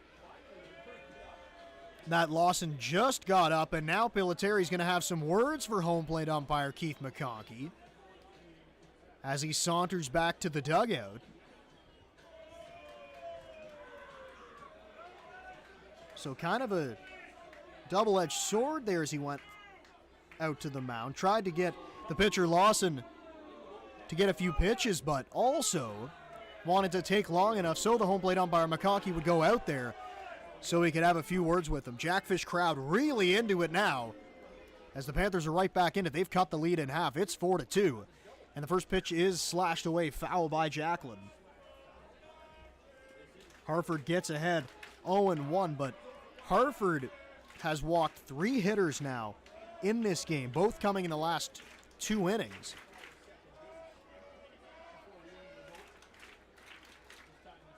So the walks have come around to bite him here.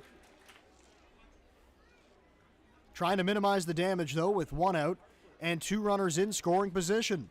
Here comes the 0-1 from Harford. It's up high. And it's 1-1. And that's a spot he's been missing quite a bit here. As he tries to zone it back in on Jacklin, who walked in his last time up. He's also hit into a double play. So he's 0 for 1 in the game. Here comes the 1-1 to Jacklin. It's inside. He had to jump out of the way of it. And the count's now 2-1. Standing on deck is the Panthers' designated hitter in Liam Wilson, looking to get a shot with some runners on base. Wilson, in only 7 games so far, has 10 RBIs on the year.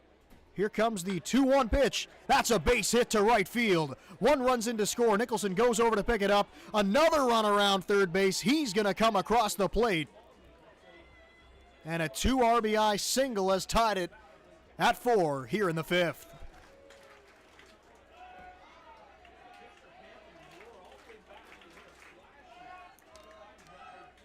The DH, Liam Wilson.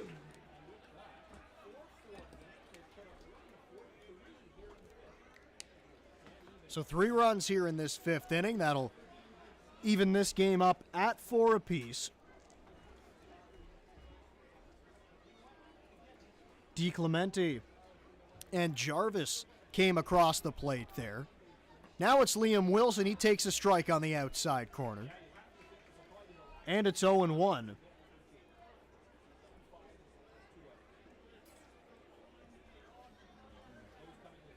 Liam Wilson batting in that number 3 spot today. Has missed a good portion of the season, usually an infielder for this Panthers squad, but playing as the DH right here.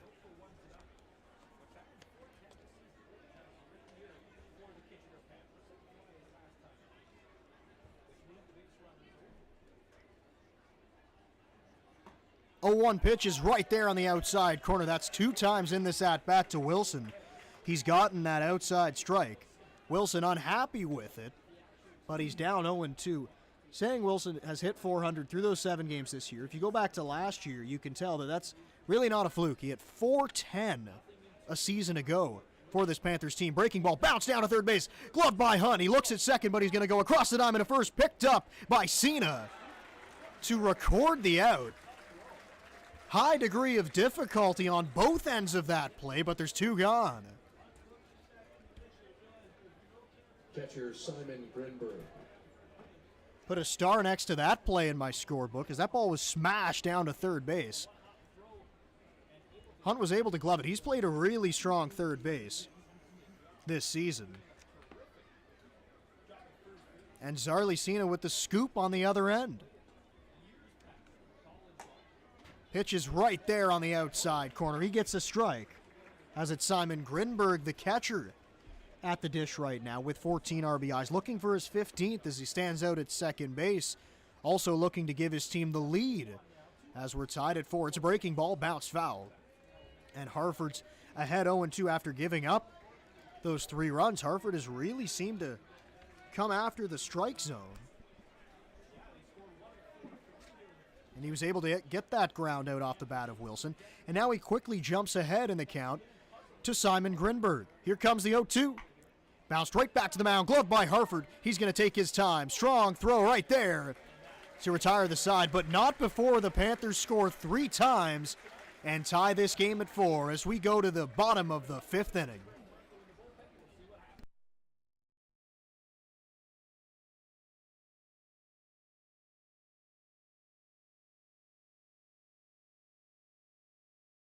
Your time is now. You're ready for your next big step. Niagara College is a proven leader among Ontario colleges. Our students are prepared to succeed and drive innovation locally and around the world. Our supportive student culture and state-of-the-art learning facilities help you achieve your dream. Choose academic excellence. Choose experiential learning. Choose career success. Choose Niagara College today. Visit niagaracollege.ca/apply. If you're somewhere without a radio, don't worry, you can still listen to us. Download the Giant FM app and listen. Or go to giantfm.com and click on the Listen Live player. No radio? No problem. Get the Giant FM app or listen at giantfm.com. Want to get hooked? Sport the fish today by visiting the Welland Jackfish Tackle Box, the official merchandise shop of your Jackfish. Visit the stand on game day behind Section 107 or visit us online at shop.wellandjackfish.com. There you'll find official on-field hats, t-shirts, novelties, and so much more. Join the Fishhead Nation and shop today.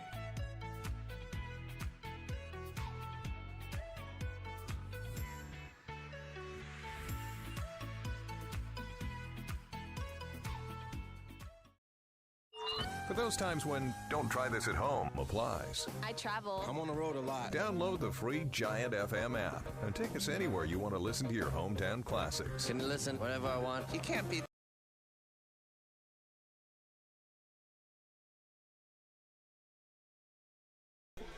So here comes Brandon Nicholson, the right fielder. He's going to lead off this 5th inning as we got a good game brewing. Tied at 4. 1-0 count to Nicholson. Douglas right there throwing his 67th pitch of the outing as he works here in the 5th inning. That's a breaking ball right there for a strike. And he's had that pitch in the bag all game long.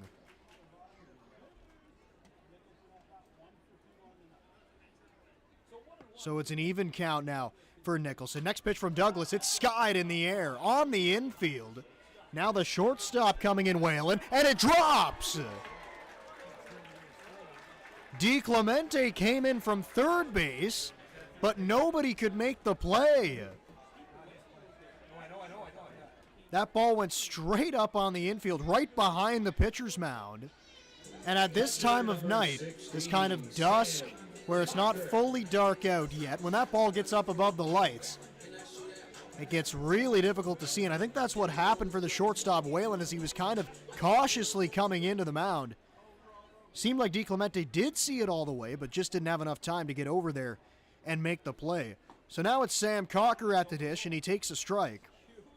It's 0-1. But Nicholson grabs that hit. Again, not the hardest one he'll ever have in his career. But he's still over there at first base. As he dives back, he's safe.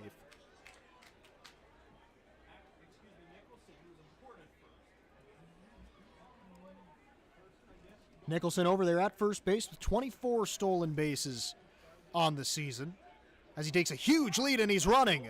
No throw into second base. Make that 25 stolen bases. He's right on cue. And he's in scoring position now for Sam Cocker. Cocker already has picked up 2 RBIs in this game. That was back in the first inning. That was the first 2 runs scored. He hit that ball hard, a double into left field, and this time he smashes it past the third baseman, D. Clemente, into left field. A stop sign's going to be put up by Ricky Piliteri. Nicholson stops right there at third base, but it's runners at the corners with nobody out. And here comes James Smybert.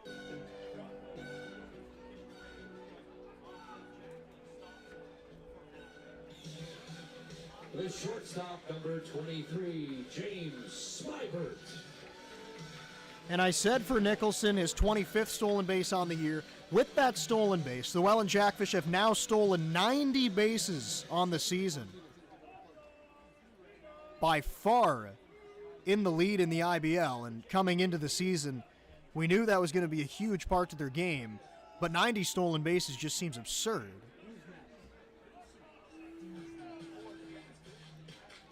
So now time is called as the catcher Grinberg is going to go out to the mound and talk to Douglas.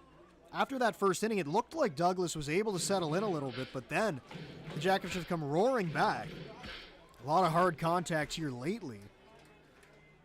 So he seems to be walking around the mound right now, just kind of regrouping. James Smybert has had a tough day at the plate so far. Grounded out twice. One time it was into a double play. And this time he laces it to right field. It's going to get down. Nicholson comes across the plate, and the Jackfish regain the lead. It's 5-4. Everybody clap your hands.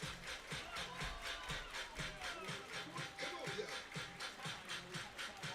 Check it out, y'all.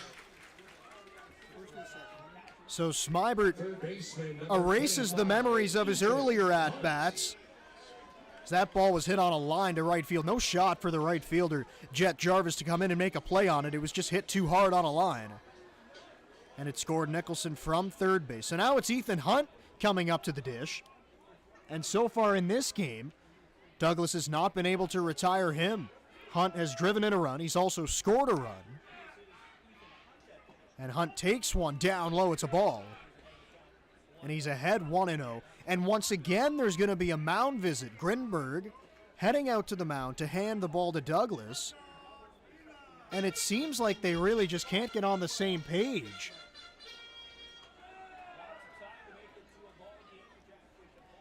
Grinberg was a little bit animated when he went out to the mound.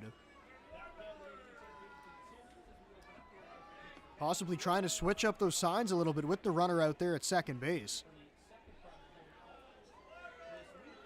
Hunt had a double his last time. Looking for the same thing here with 2 runners standing on base. The pitch to Hunt. It's in the air right field. Jarvis can't see the baseball, and it drops. Cocker's going to move up to third base, and he's going to be sent home. Easily he's going to score. Another run's coming to the plate. The throw, it's not in time. Smybert slides across the plate, and it's 7-4 Jackfish. The ball was skied to right field. Jet Jarvis didn't see it for a second.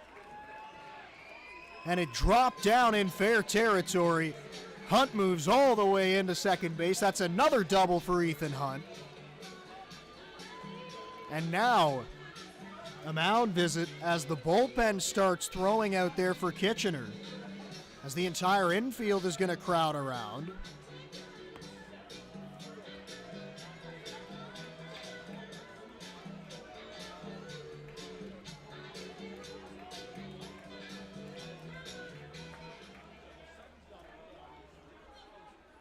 Great base running as well by the Jackfish that they've done all season long.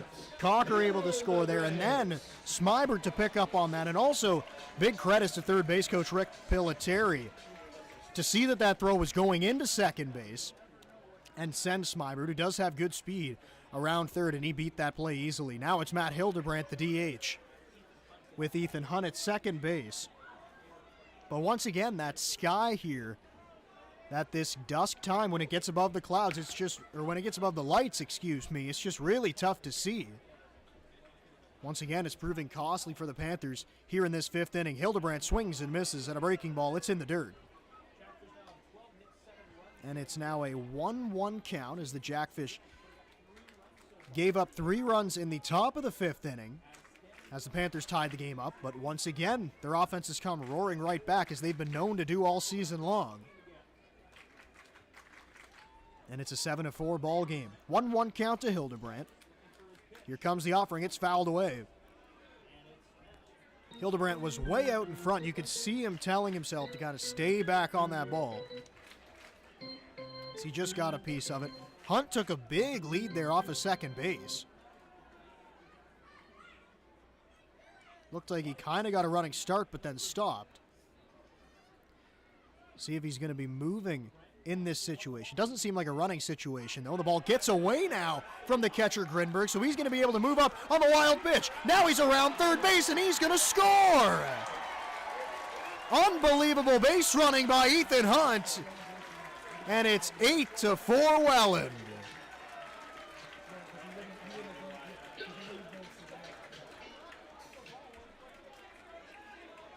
Wow, an interesting half inning here. The ball got away from Grinberg. He was easily able to move up to third.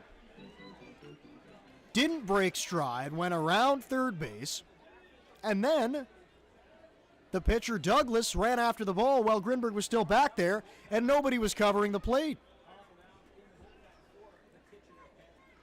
So there's nobody out now, and the bases are cleared. It's a 2-2 count for Hildebrandt as Douglas delivers a fastball. It's drilled out to right center field, and it's off the wall. Just off the top of the wall. Hildebrandt around first base, but he's going to throw on the brakes.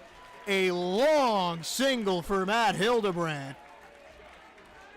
I thought that ball was gone, no doubt, off the bat. He hit it so hard, just not quite high enough. As it went off that Newark Brewing sign out in right center field off the top of the wall. And it was just hit so hard he wasn't able to get to second base. So a huge inning for Welland. They retake the lead. It's now 8-4. We got a pitching change here for the Panthers in the fifth inning.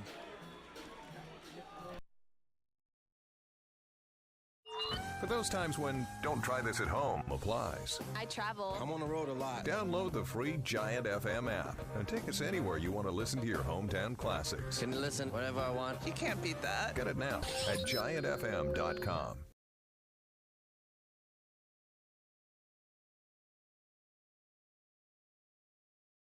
Your time is now. You're ready for your next big step. Niagara College is a proven leader among Ontario colleges. Our students are prepared to succeed and drive innovation locally and around the world.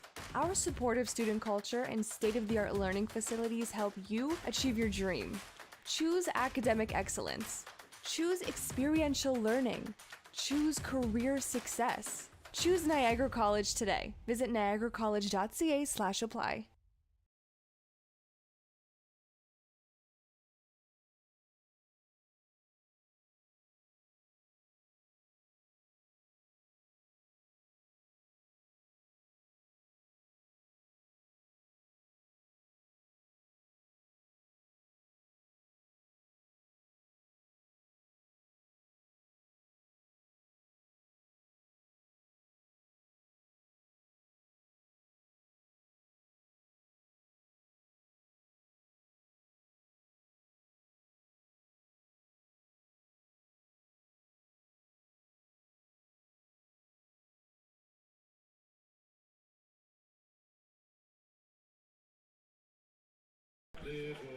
Pitching change for the Panthers. Into the game now, it is Nathan Laird, right-hander for the Panthers.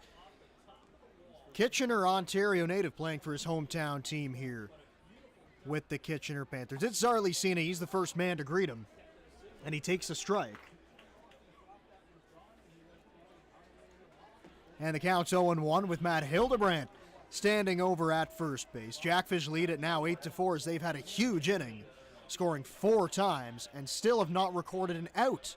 As Laird is going to try to do that. This ball's popped up behind second base, going back as the second baseman, and he drops it. Throw into second. It's going to get past the shortstop Whalen covering the bag. Another bloop single over the head of Evan Sherman. And still nobody out, and here comes Hogan Brown. Left fielder, number 24, Hogan Brown. What an inning for the Jackfish as it keeps going.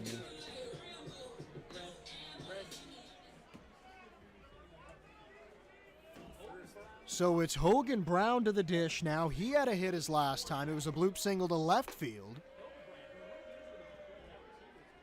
And Brown takes one up high. He's now ahead in the count 1-0. For Laird, getting back to him, 5.72 ERA in 8 games. This is his 9th appearance on the season, all coming in relief. Brown swings and misses. It's a good fastball coming from the right side from Laird. And it's a 1-1 count now. 11 innings over those 8 games. So a guy who's probably going to pitch 1 to 2 innings from the bullpen. It's in a 1-1 count right now. This is his second season with the Panthers. Here comes the 1-1 pitch to Brown. It's slashed away foul. And he's behind now 1-2.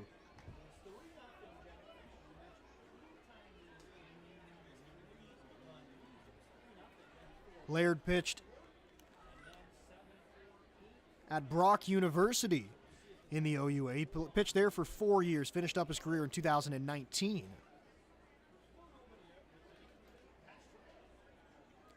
The 1-2 from Laird, it's outside. And the count evens up now at 2-2.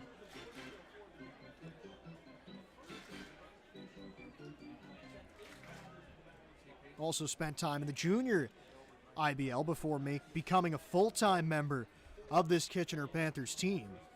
And he's even in the count right now with Hogan Brown standing at the dish, who's 1 for 2 today. Pitch from Laird, it's fouled away.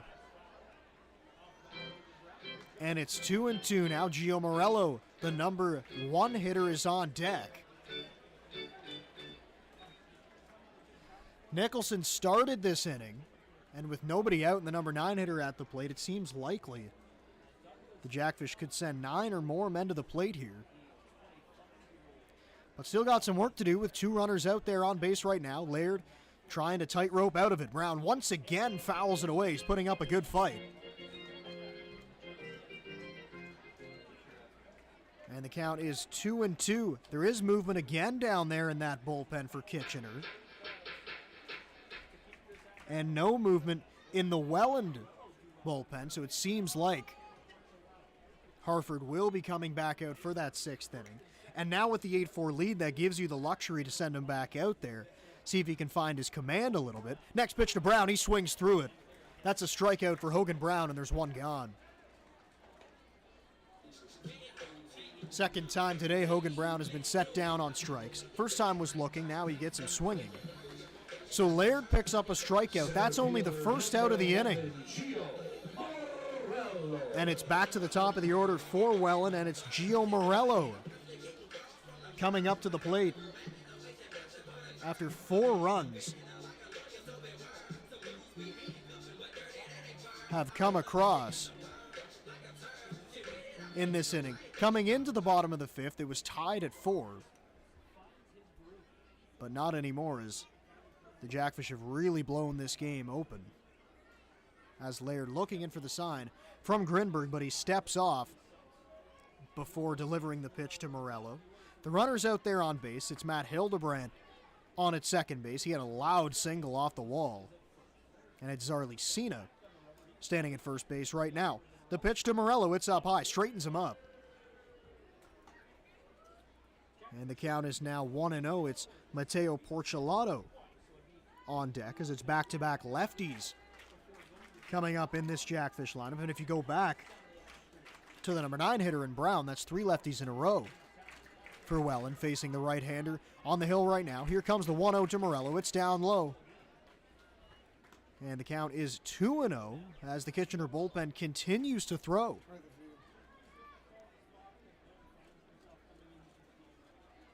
Morello looking to pick up a few more RBIs. He's 0 for 3 to this point in the game. Next pitch to Morello. It's right there for a strike on the inside.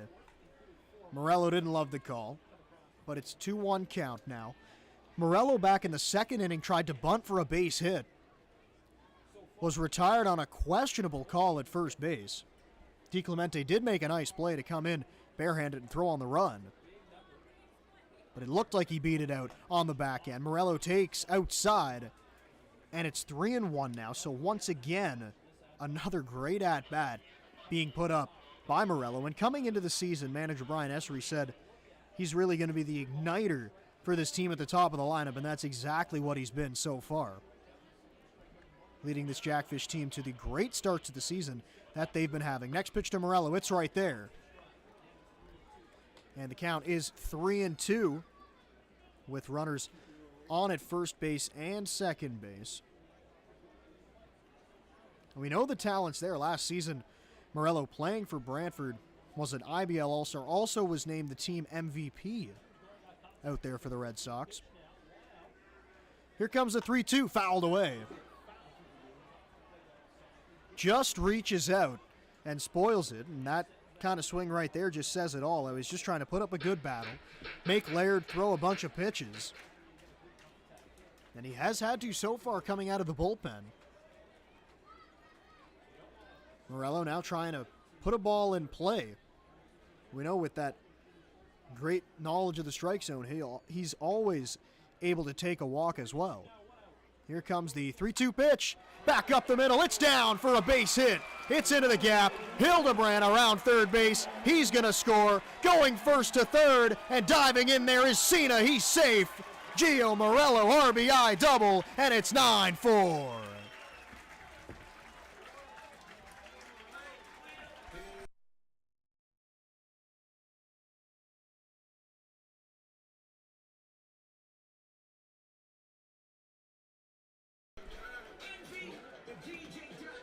So a huge hit for Gio Morello, and the Jackfish continue to pour it on now.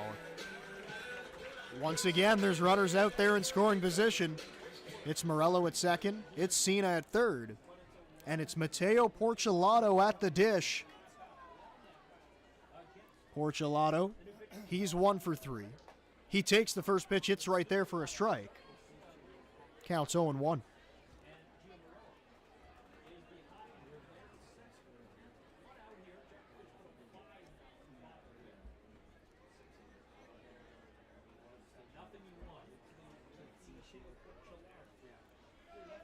Portulato sitting in an 0-1 count, checks his swing, but it's called a strike anyways.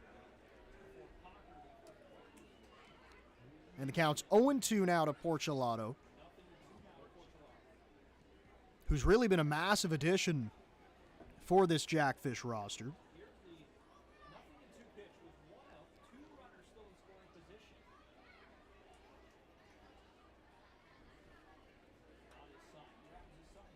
The 0-2 from Laird, swing and a miss.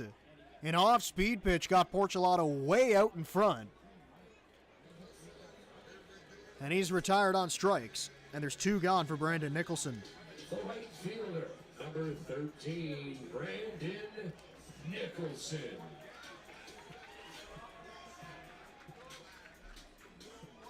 So the third time today Portulato has been retired. Make him 1 for 4 at the dish now. And here comes Brandon Nicholson. He's got 2 hits on the day. One of those hits coming here in this inning. The Jackfish have now batted around. Couple runners standing out there on base right now for Nicholson, and it bounces away from Grinberg, and Cena's going to score. Wild pitch. Zarly Cena crosses the plate.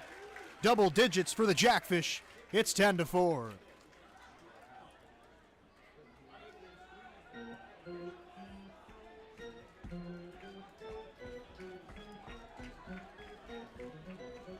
So now just a runner on at third base, and once again there's a mound visit. That's got to be about 7 now in this inning.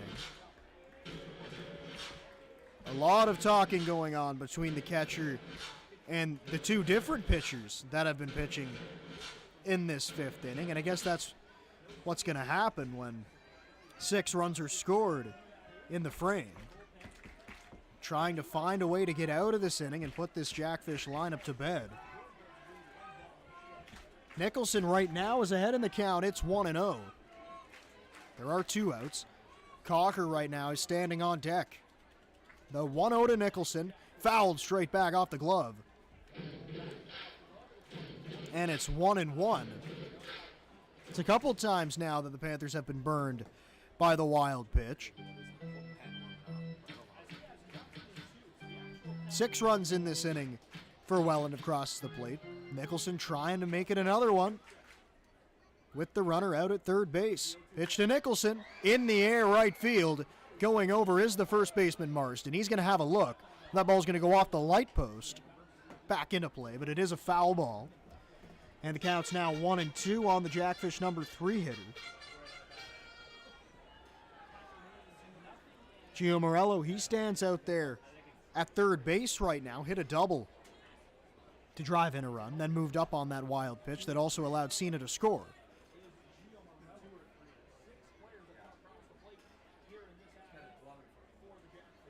One-two to Nicholson, corked in the air left field. Going back is Jacklin, still back, now he's there. And he makes the catch, and the Jackfish are finally retired, but not before 6 men come across the plate. Highlighted by a 2 RBI double by Ethan Hunt, and the Jackfish now have blown it wide open. It's 10-4 as we go to the 6th. Your time is now. You're ready for your next big step. Niagara College is a proven leader among Ontario colleges. Our students are prepared to succeed and drive innovation locally and around the world. Our supportive student culture and state-of-the-art learning facilities help you achieve your dream. Choose academic excellence. Choose experiential learning. Choose career success. Choose Niagara College today. Visit niagaracollege.ca/apply.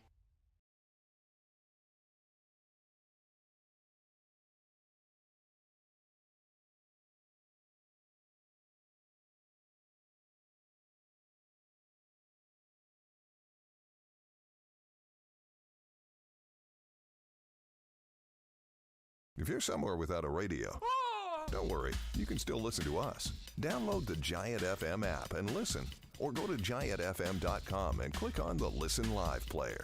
No radio? No problem. Get the Giant FM app or listen at giantfm.com. Want to get hooked?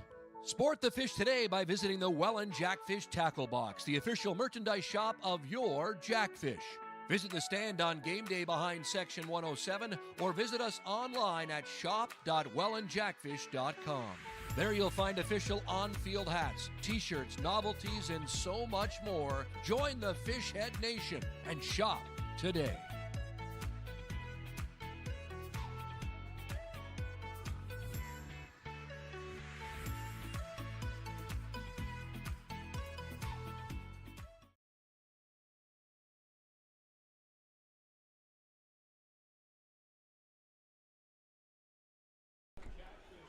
We go to the 6th inning now. It's Keegan Marsden, the first baseman. He's going to lead off for the Kitchener Panthers in a massive 5th inning for the Welland Jackfish. They scored 6 times in the bottom half of that inning and lead it now 10-4. Harford back out there on the mound. Lawson was throwing back in the 5th, but he has since sat down. Nobody now moving in the Jackfish bullpen. That's a ball up high, and it's 1-0. And I mentioned it a little bit last inning, but now with the big lead, it does allow the Jackfish to send out Harford, see if he can find it, and save some of those arms down there in the bullpen. So that pitch is missing outside, and the count's 2-0, and this has been a theme so far in this outing for Harford.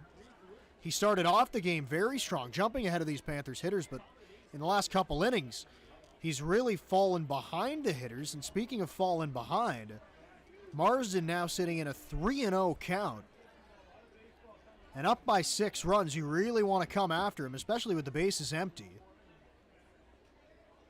Comes the 3-0. It's right there at the letters. That's a strike. Marsden was ready to toss the bat aside and stroll down to first base, but Keith McConkey wouldn't let him.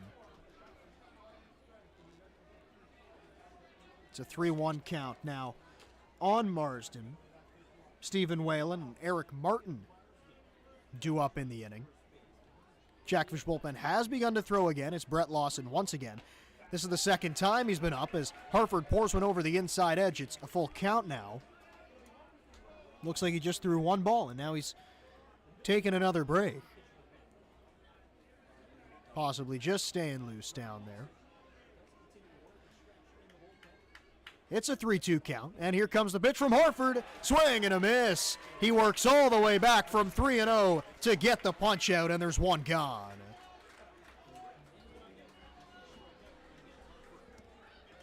And that's massive for Harford. Starting off this inning, after the Jackfish just put 6 on the board. Walking the man is not what you'd want to do. But he came right at him after falling behind 3-0, and he got the strikeout. So now here comes Stephen Whalen, and he checks his swing, but that's a strike. A get-me-over breaking ball, it's right there. And it's 0-1. We saw the starter on the other side, Jacob Douglas, do that quite a bit. Harford trying it out here in the 6th, and it works to perfection on the first pitch to Whalen. Now Whalen bounces a ball to shortstop. Easy hop for Smybert. Strong throws in time. And there's 2 outs. Easy play for the shortstop, Smybert. It was a nice chest-high hop, but then he uncorked a rope across the field. Great arm shown off by Smybert from shortstop to record the second out. And Harford now quickly 2 gone as he faces the center fielder, Eric Martin. He's still looking for his first hit in the IBL. This is his 3rd opportunity at the dish. He walked in his last at-bat. Takes one down low below the knees, and it's 1-0.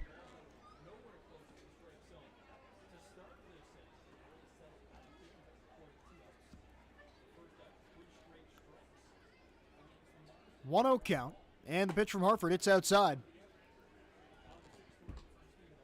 Counts now 2-0 now on Eric Martin. If he can get on, it'll be Kenny DiClemente. He'll get a shot. 2-0 count right now to Martin, and the offering from Harford slashed away, foul left side. That'll get over the seats into the parking lot here at the pond. And it's a 2-1 count now.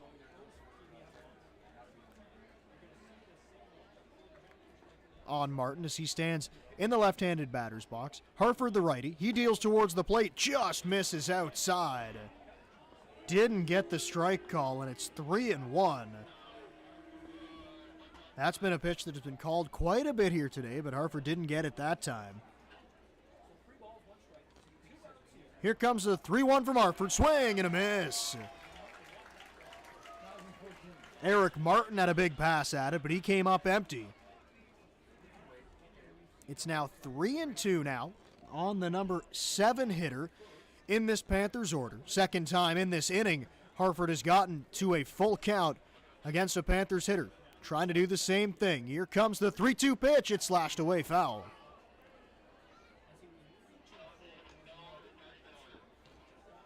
Second time Eric Martin has hit a ball in that direction in this at-bat. So the count remains full. And we'll do it all over again. Harford looking in for the sign, shaking off a couple times now as he tries to get the pitch that he wants. Now he finally has it. Crocker had to go through a bunch of signs. It's a breaking ball right there. Strike 3 called on the outside corner. Ring him up. 2 strikeouts in the inning. Harford and the Jackfish go 1-2-3 here in the top of the 6th. They come to bat in the bottom of the 6th inning, leading it 10-4 here at Welland Stadium.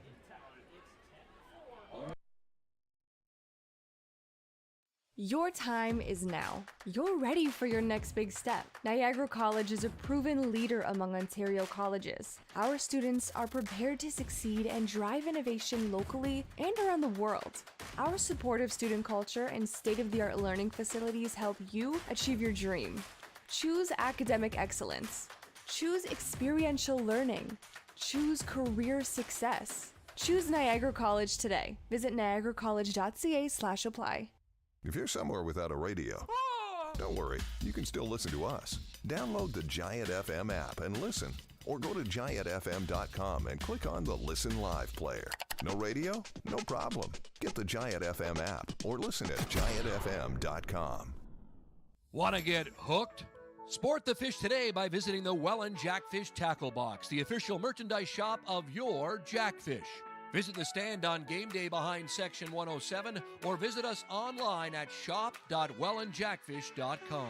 There you'll find official on-field hats, t-shirts, novelties, and so much more. Join the Fishhead Nation and shop today.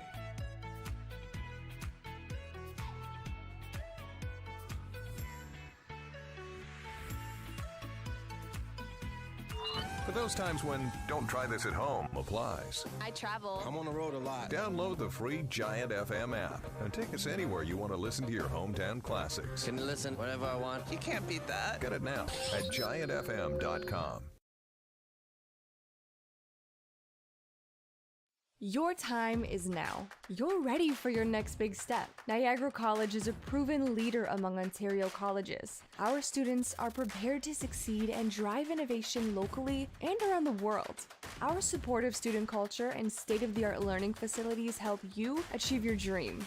Choose academic excellence. Choose experiential learning.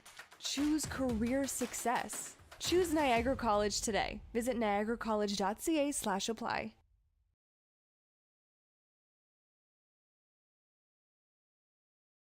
The sixth inning.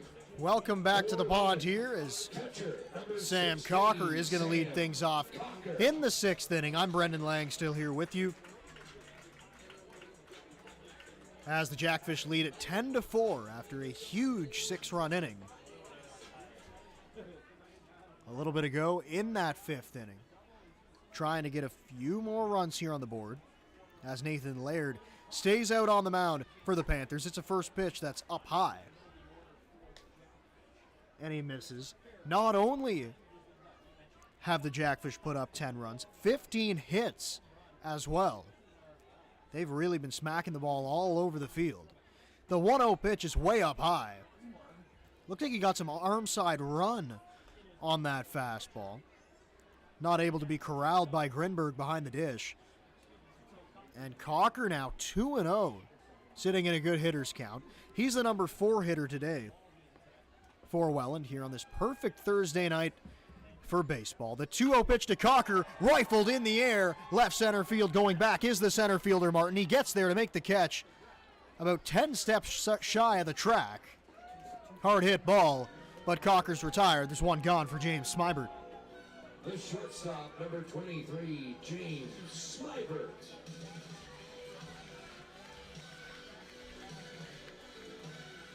Smybert, he had a single his last time up. Also scored a run in the last inning on some great base running.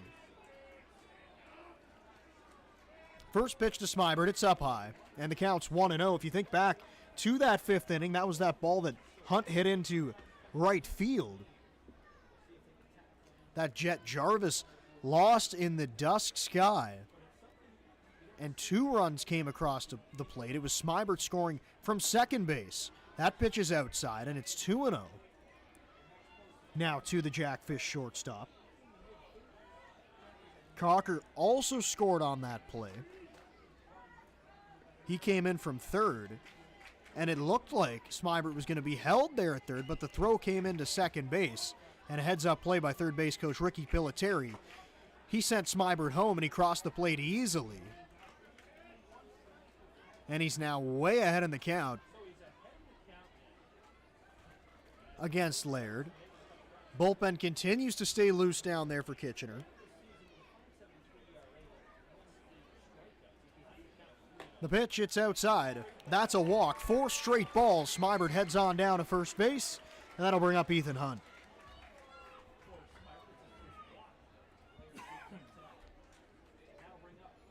The third baseman, number 25, Ethan Hunt. So here comes Ethan Hunt to the plate now. Ethan Hunt, 3 for 3. Last time, of course, he did pop a ball into right field. As I just mentioned, Jarvis lost it in the sky, but it did go down as a double, 2 RBIs on the play, so he's had 2 hard-hit base hits, and then a double that just kind of dropped in there, and he takes one right there for strike 1, and the count's 0-1. It is James Smybert over at first base. Does have 1 stolen base on the season. Matt Hildebrandt, the DH, he waits on deck. There's 1 out. Low stance in the box by Hunt. Pitch is slashed away foul. Down the right side. Jarvis will give it a run, but it's past that Panthers bullpen. He really had no shot of getting there. So Hunt fouls it away and stays alive. But he is way down on the count at 0-2. Hunt, with those 2 RBIs, now has 12 on the season. Batting here with a runner at first. Hunt swings and pops a ball up right field. Coming in is the right fielder, Jarvis. He sees it this time, and he makes the catch. And there's 2 outs for Matt Hildebrandt. The designated hitter, number 39, Matt Hildebrandt. And you can really tell who the fan favorite is here at the pond, is every time Hildebrandt comes up to the dish, you get a ton of cheers. You even have some bowing going on from the fans down there on the first base side. And now the MVP chants ring out for Hildebrandt as he takes one on the outside edge. It's called a strike. And it's 0-1. That's Captain Adam down there leading the charge.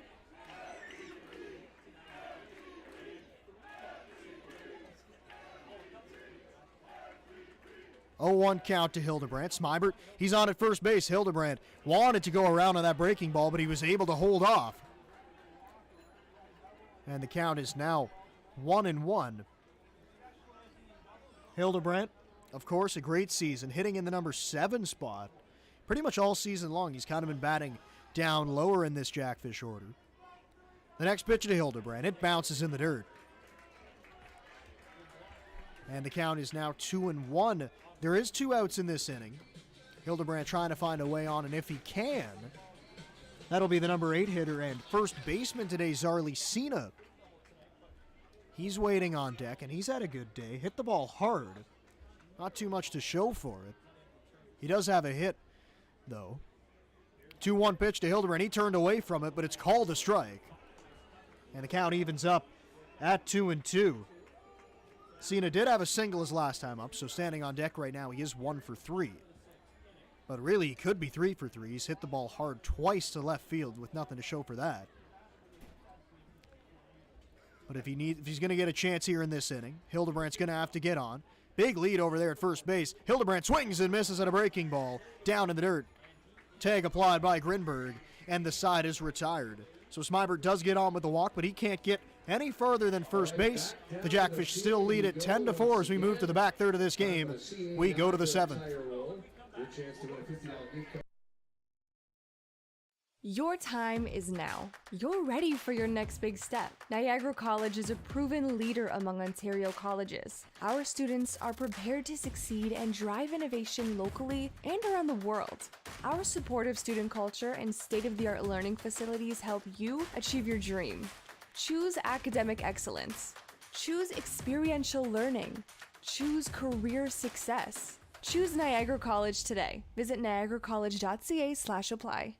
If you're somewhere without a radio, don't worry, you can still listen to us. Download the Giant FM app and listen. Or go to giantfm.com and click on the Listen Live player. No radio? No problem. Get the Giant FM app or listen at giantfm.com.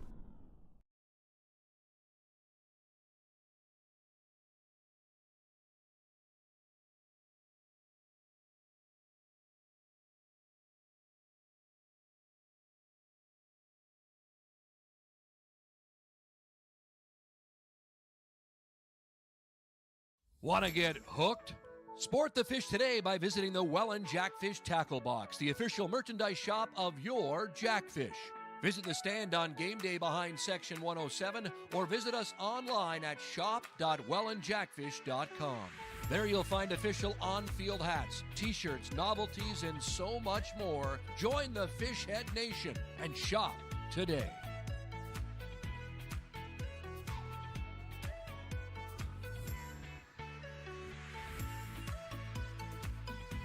For those times when don't try this at home applies. I travel. I'm on the road a lot. Download the free Giant FM app and take us anywhere you want to listen to your hometown classics. Can listen whenever I want. You can't beat that. Get it now at giantfm.com.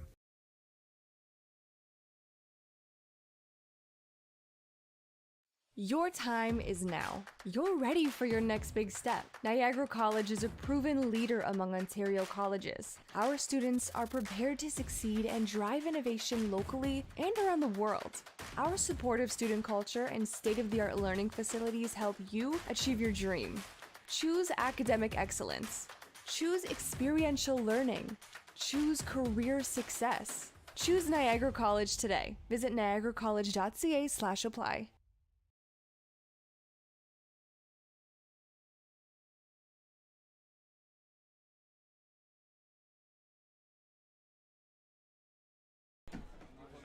Seventh inning we go now, and Jake Harford out of the game. New pitcher into the ball game for the Jackfish. It's Brett Lawson, pitching in his fourth game of the season. His third time coming out of the bullpen. He did make one start for this team. He's got an ERA over 11 right now, in just 6 1/3 innings of work. So not a huge sample size there. He has struck out 4 hitters, though, over that time. A tall right-hander out there on the mound, listed at 6'8". The first pitch from Lawson out of the bullpen, hit to second base, caught on a line by Portulato. On the run, made a stab at it, and gloved it in a quick first out for Brett Lawson and the Jackfish.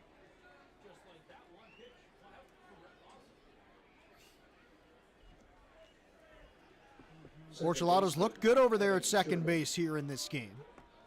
So the number 8 hitter, that was Kenny DiClemente, who just got retired, and now it's Evan Sherman up to the dish. He had a sacrifice bunt his last time up. Sherman takes a strike on the inside corner. Lawson jumps ahead of him, 0-1. Lawson from Burlington, Ontario, has been in the IBL for a long time, as he delivers the 0-1. That's it out to shortstop. Leaping grab by James Smybert. 2 shots, but 2 outs in this inning, as the Panthers go back to the top of the order in Jet Jarvis. Right fielder, number 23, Jet Jarvis. So DiClemente leads off the inning with a frozen rope to second base that's caught by Portulato. And then the number 9 hitter, Evan Sherman, sends a missile to the shortstop Smybert, and he snags it on a jump. Loud contact, but 2 out. Top of the order, and Jet Jarvis takes down low. Also a big thing you see from Lawson, of course only in that 6 1/3, but no walks. He's always going to be around the plate. 1-0 pitch, it's down low, and the count is 2-0, and that's credited to a lot of the experience that I was mentioning. He's been around the league. Pitched for the Barrie Bay Cats starting in 2013, finishing up his career with Barrie in 2018 as he pours a strike over. It's 2-1. Before that, he pitched for the Maple Leafs. He's also gotten time with the Guelph Royals, and now in his second season with the Jackfish. His next pitch is outside, and of course he has won a championship here in the IBL. And that goes a long way. We've talked about the experience and talked about the impact he can have on these pitchers on this staff. As he delivers a 3-1 pitch, he gets the outside corner. That's a strike on Jarvis. And it's a full count now as Brett Lawson tries to go 1-2-3 in his first inning of work out of the bullpen. Pitching out of the windup, and the 3-2 offering. It's bounced on the ground out to second base. Portulato comes in, throw to first. It's in time. 1-2-3 go the Panthers. Quick inning for Brett Lawson. in his first inning of relief work. So the Jackfish still lead at 10-4 as we go to the home half of the seventh here in the Rose City. Your time is now. You're ready for your next big step. Niagara College is a proven leader among Ontario colleges. Our students are prepared to succeed and drive innovation locally and around the world. Our supportive student culture and state-of-the-art learning facilities help you achieve your dream. Choose academic excellence. Choose experiential learning. Choose career success. Choose Niagara College today. Visit niagaracollege.ca/apply. If you're somewhere without a radio, don't worry, you can still listen to us. Download the Giant FM app and listen, or go to giantfm.com and click on the Listen Live player. No radio? No problem. Get the Giant FM app or listen at giantfm.com.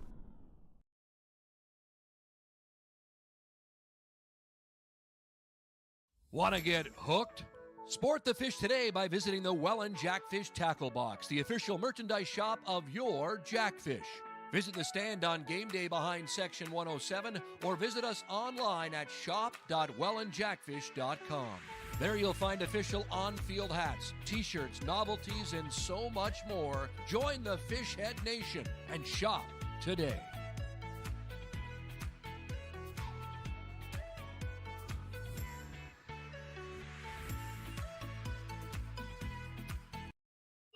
For those times when don't try this at home applies. I travel. I'm on the road a lot. Download the free Giant FM app and take us anywhere you want to listen to your hometown classics. Can you listen whenever I want? You can't beat that. Get it now at giantfm.com.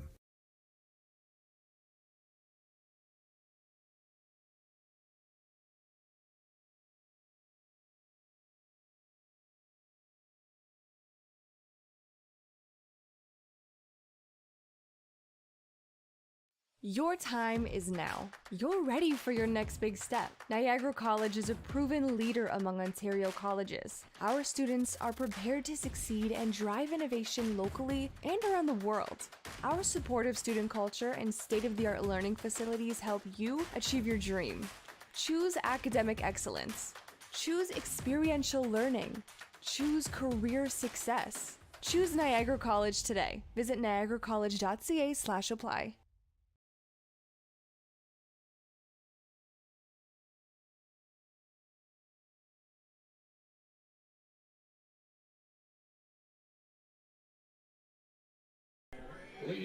Seventh inning now, it's Zarly Cena. New pitcher into the game for the Panthers, and he starts Cena off with a breaking ball. That is Tyler Lawrence into the game, making his first appearance on the season from Burlington. He gets ahead of Cena. It's the 8-9-1 hitters due up for the Jackfish, and he fires a strike right there. And it's 0-2 quickly to the number 8 hitter.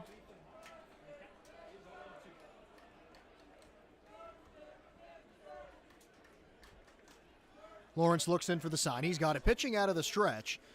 The next one to Cena. He whistled it past him.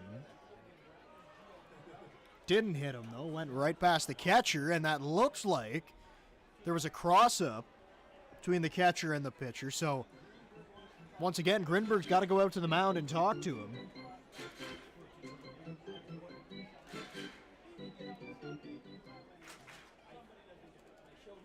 Tyler Lawrence played college baseball at Marshalltown Community College in Iowa. Trying to get a quick inning here against the Jackfish, get his offense back up to the plate after they went 1-2-3 in the top half of this inning. Cena hoping to have different plans, though, as he calls time at the plate. McConkey grants it to him.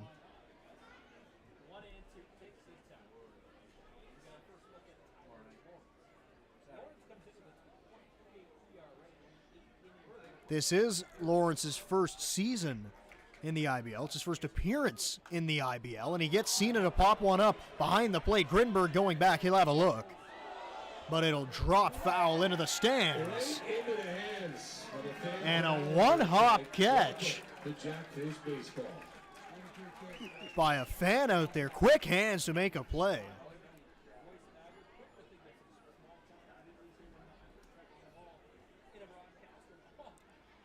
So that was a foul ball off the bat of Zarlicina.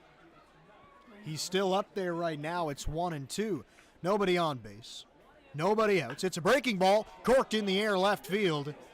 Going back is Jacklin. Just in front of the track, makes the catch. And there's one out. That ball was hit high in the air by Cena, but it was a routine fly ball. Jacklin made it easily, and now it's one out for Hogan Brown. Left fielder, number 24, Hogan Brown. So that's 3 times in the game now that Cena has been retired by the left fielder Jacklin. And Hogan Brown now, he struck out twice in this game. He also has a hit to left field. It was that bloop single that just got over the head of the shortstop, Stephen Whalen. He's the number 9 hitter. Morello waits on deck. He takes an outside pitch. It's on the corner, though. And the count is 0-1 to the left-handed hitting Hogan Brown.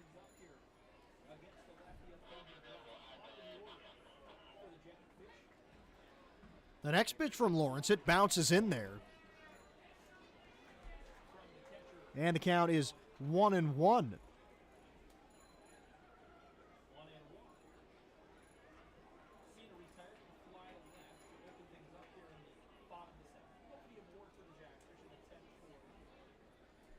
Still pitching out of the stretch, even with nobody on base, and he gets a swing and a miss from Hogan Brown.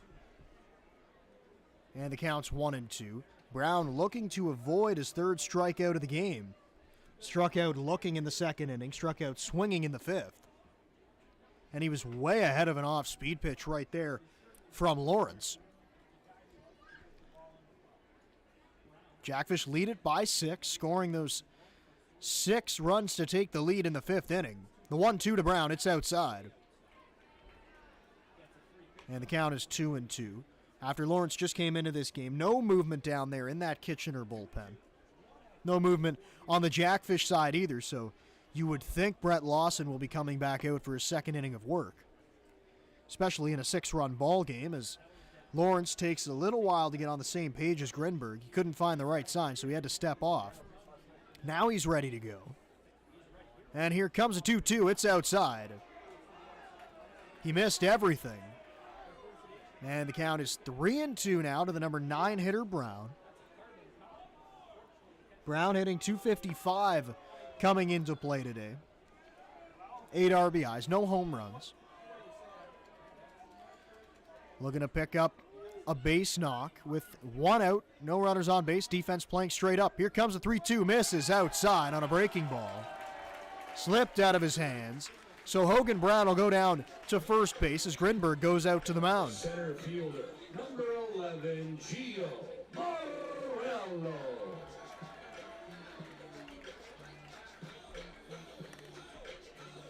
So it looked like coming out of the bullpen, Tyler Lawrence was throwing a lot of strikes to Zarlicina. He got the out and then missed 4 wide to the number 9 hitter, Hogan Brown. And it is a 10-4 game, especially in this situation. You really want to come after the hitter, especially the number 9 hitter. Don't ever want to turn over the lineup with the number 9 hitter on base. Brown's running. He's going to steal it easily. 8th stolen base on the season for Hogan Brown, and that's twice today. The 2 stolen bases that the Jackfish have had. They haven't run as much because they've been hitting the ball so often. But both times they've stolen second base, there's been no throw by the catcher Grinberg. They've been getting good reads on these Panther pitchers, and this pitch is up high. And it's 1-1. Now in scoring position is Hogan Brown for Gio Morello. There's only 1 away. And Mateo Portulato, the number 2 hitter, is looming on deck. Out at second base, taking the lead. Now Brown's running for third. And he's going to get there standing up. So he takes the walk, steals second without a throw, and then steals third, and he gets in there and doesn't even have to slide as Grinberg didn't come out of the chute. Not sure if he was just trying to get a strike call for his pitcher or if that his infield never let him know that the runner was on the move. But Brown's now 90 feet away. Morello takes outside corner. It's a strike. And the count is 2-2.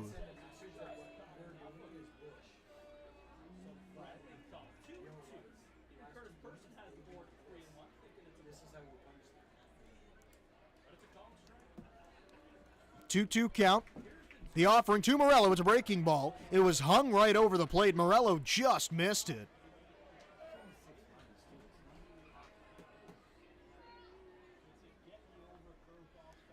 Now that time right there in a 2-2 count, he wanted to break off the curveball and get a swing and a miss, but he left it right out over the plate, and that's usually a recipe for disaster. Especially with a hitter like Morello at the plate, but he was just able to foul it. Couldn't get good wood on it, so it remains at 2-2. Morello in the left-handed batter's box, and the offering, left field. Jacqueline's right there, catches it on a line. Tagging is Brown. Here comes the throw to the plate, and it will not be in time. It's offline as well. Hogan Brown scores. And it's 11-4 Jackfish.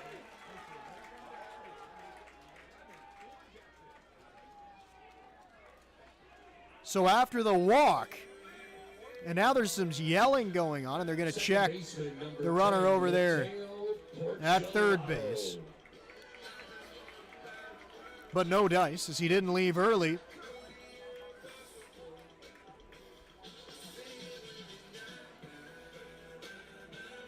So Brown takes the walk with one out. He steals second base, steals third, and then scores on a line drive. And now they're going to check once again, even though he was already called that he didn't leave early. Thought the second time might be the charm, but that wasn't the case.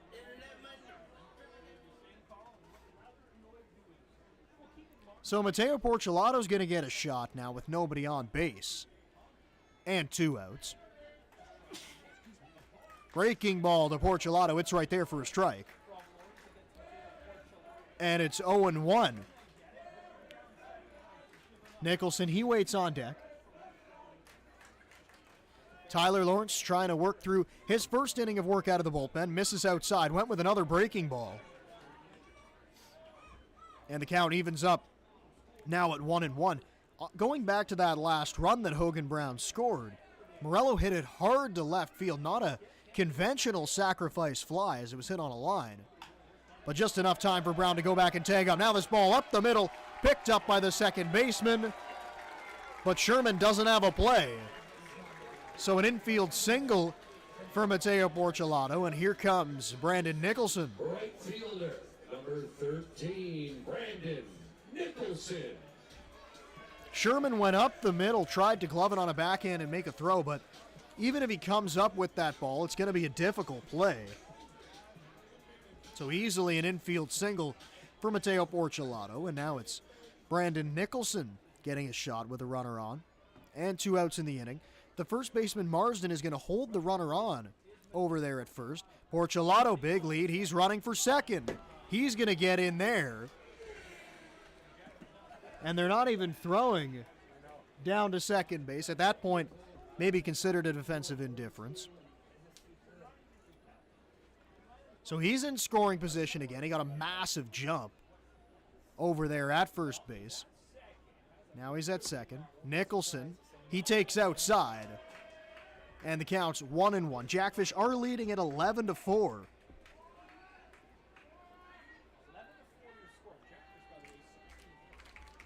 Sam Cocker, he's on deck. Hoping to get an opportunity with 2 outs. Nicholson's going to have to find a way on base, though. And he grounds the ball out to third base. Bounces off the glove. And Portulato's going to be held right there at third base as the ball bounded away from the third baseman, DiClemente.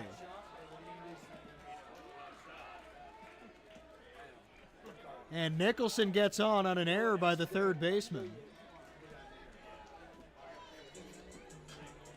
So mark that down as an E5. The catcher, number 16, Sam Cocker.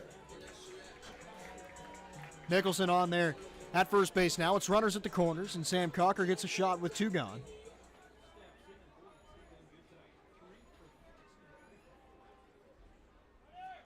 Runner going for second. Nicholson's going to get in there, standing up. Again, no throw.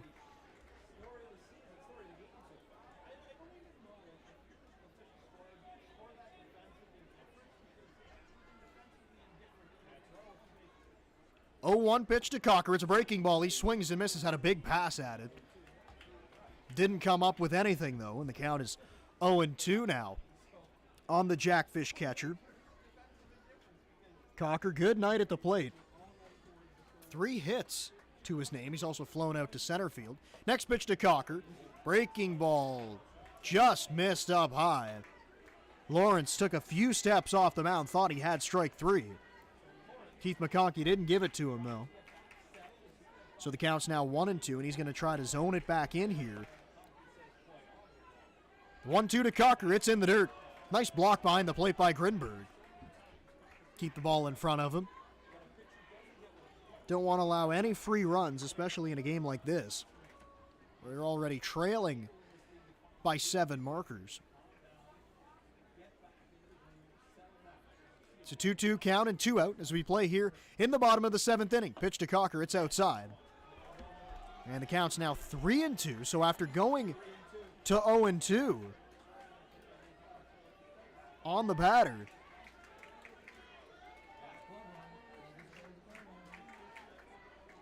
Cocker's worked it all the way back to a full count. Here comes a 3-2 pitch. Breaking ball, line down the line. It's a base hit down in the left field corner. Portulato scores. Nicholson right behind him. Cocker, double, 2 RBIs. And the route is on now. It's 13-4.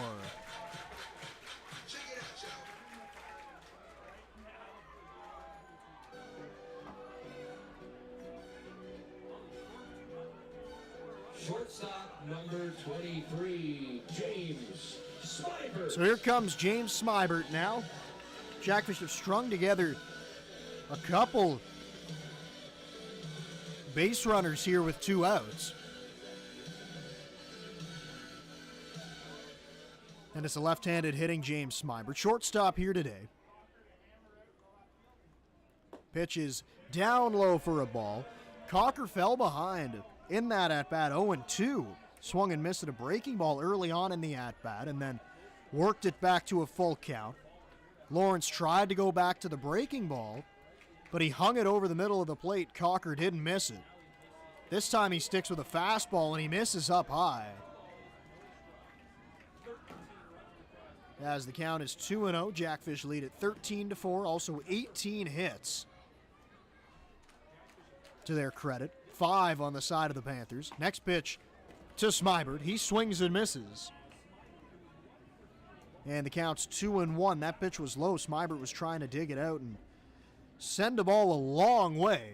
He took a big hack at it. 2-1 count. Cocker takes his lead off of second. Pitch to Smybert.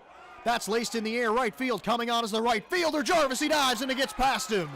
Cocker's going to score from second base. Smybert running into second. They switch places. It's an RBI double for James Smybert.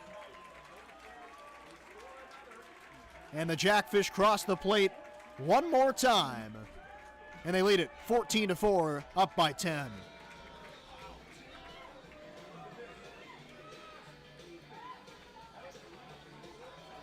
Cocker scores from second base. There's going to be a mound visit, but nobody warming up in the Kitchener bullpen. So this is just to get some time for Lawrence out there to catch his breath. It was a quick message delivered.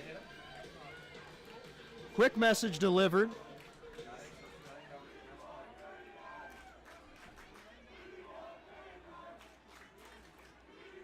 They've dispersed off the mound. And now Grinberg back behind the plate. Here comes Ethan Hunt.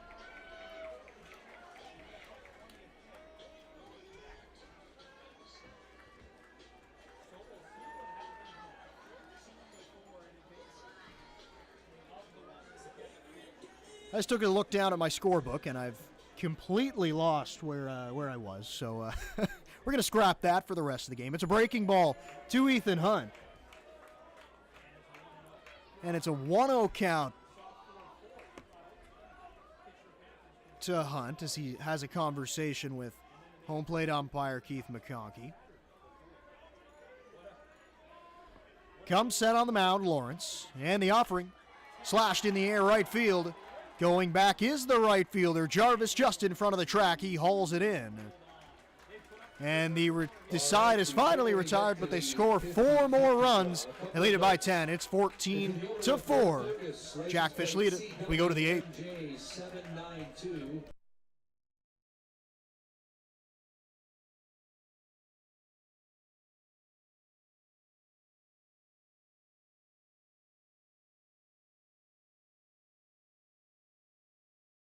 Your time is now. You're ready for your next big step. Niagara College is a proven leader among Ontario colleges. Our students are prepared to succeed and drive innovation locally and around the world. Our supportive student culture and state-of-the-art learning facilities help you achieve your dream. Choose academic excellence. Choose experiential learning. Choose career success. Choose Niagara College today. Visit niagaracollege.ca/apply. If you're somewhere without a radio, don't worry, you can still listen to us. Download the Giant FM app and listen, or go to giantfm.com and click on the Listen Live player. No radio? No problem. Get the Giant FM app or listen at giantfm.com.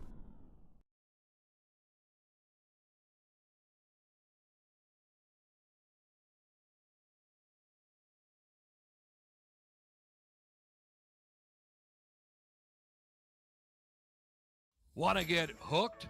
Sport the fish today by visiting the Welland Jackfish Tackle Box, the official merchandise shop of your Jackfish. Visit the stand on game day behind Section 107 or visit us online at shop.wellandjackfish.com. There you'll find official on-field hats, t-shirts, novelties, and so much more. Join the Fishhead Nation and shop today.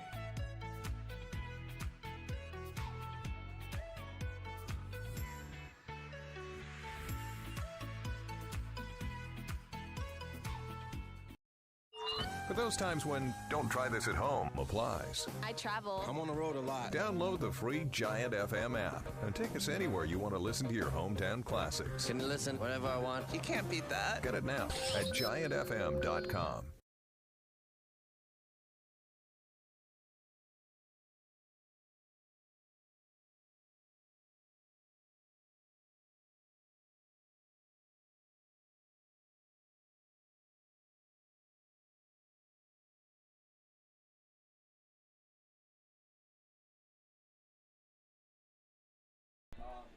Blake Jacklin to lead things off here in the 8th inning. I'm Brendan Lang as the Jackfish lead at 14-4, 10-run lead.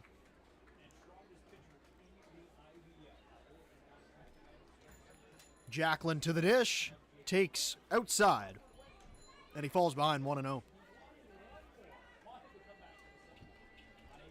It's Wilson and Grinberg due up, but it looks like we do have a pinch hitter standing out on deck right now for the designated hitter, Wilson. We'll talk about him in a moment as the pitch is fouled away at the plate. Lawson gets right back in at the counts 1-1. There is some movement down there in the Jackfish bullpen now. And it is the newest addition to the roster, Davey Mendez, loosening up down there. Broken bat jam shot over the head of the third baseman, Hunt. That's going to drop down in left field for a base hit for Jacklin. So he gets on. Runner on at first base, and there will be a pinch hitter now as Liam Wilson is due up, but Jordan Carthy is going to get an opportunity to swing it here.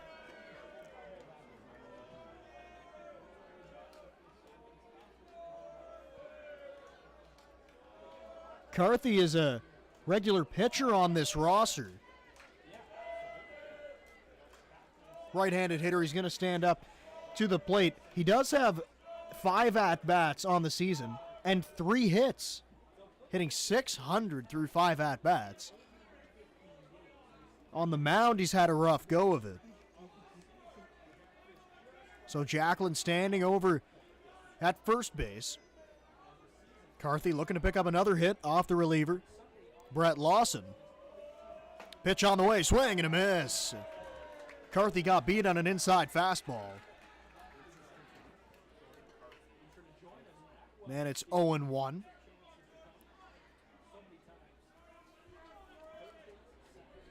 Oh, 1 count. Runner on at first base. Taking a big lead off over there. Cena still holding him on. Pitch is down low. Nice pick behind the plate by Cocker.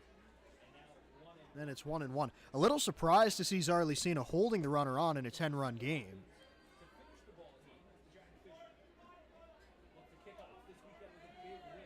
Lawson shaking off a couple times. Now he has it. Quick check on the runner over at first base. Lawson delivers to the plate. Fouled off at the plate. That hit the foot of Jordan Carthy. So that's a foul ball. Hunt made the right play, though. Came in and threw the ball to first base, just in case.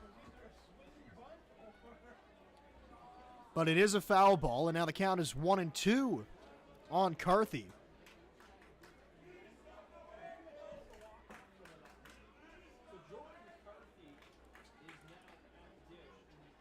Standing over there at first base is Blake Jacklin. Not that it's necessarily a running scenario, but he does have 2 stolen bases. Little bit of speed. He's the left fielder for this Panthers team. Carthy hitting right now in the DH spot for Liam Wilson. Next pitch from Lawson. It's popped up. Foul territory. Cocker back near the screen makes the play. Carthy's retired on a foul out to the catcher, and there's one gone.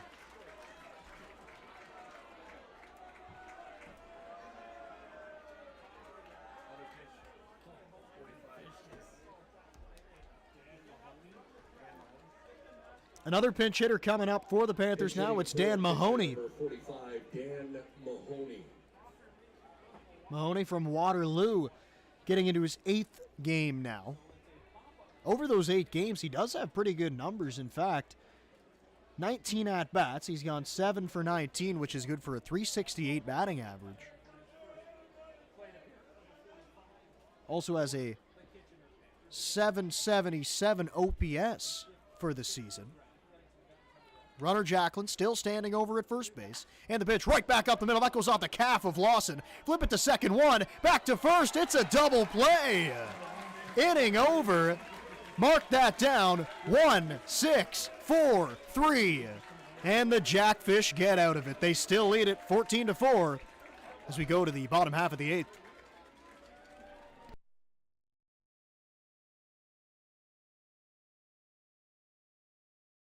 Your time is now. You're ready for your next big step. Niagara College is a proven leader among Ontario colleges. Our students are prepared to succeed and drive innovation locally and around the world. Our supportive student culture and state-of-the-art learning facilities help you achieve your dream. Choose academic excellence. Choose experiential learning. Choose career success. Choose Niagara College today. Visit niagaracollege.ca/apply.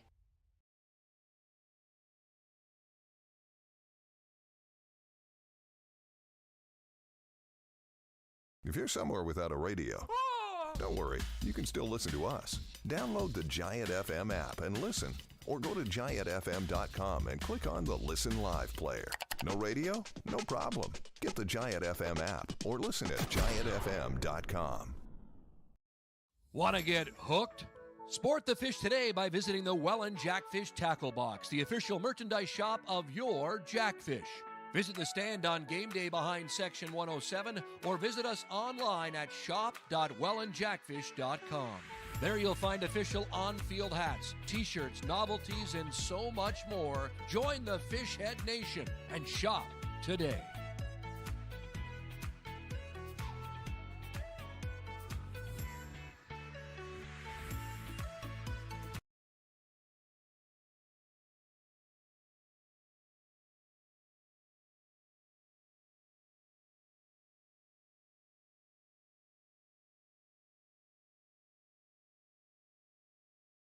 Your time is now. You're ready for your next big step. Niagara College is a proven leader among Ontario colleges. Our students are prepared to succeed and drive innovation locally and around the world.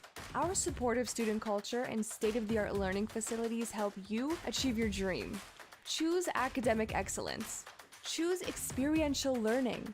Choose career success. Choose Niagara College today. Visit niagaracollege.ca/apply.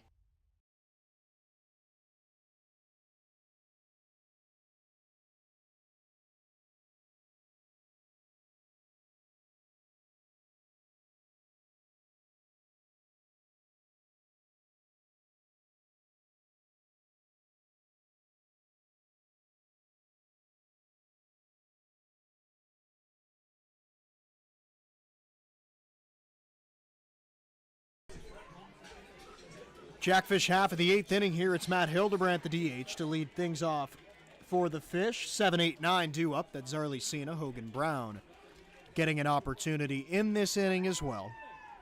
Back out there on the mound is Lawrence, and he delivers one low to Hildebrandt. And the count is 1-0. The crowd here at the pond, just over 1,000 fans here today, and a loud bunch. Still into it here in the 8th inning. Pitch is up high. And the count's 2-0 now to the big designated hitter, Hildebrandt. Hildebrandt had an RBI double back in the 4th inning.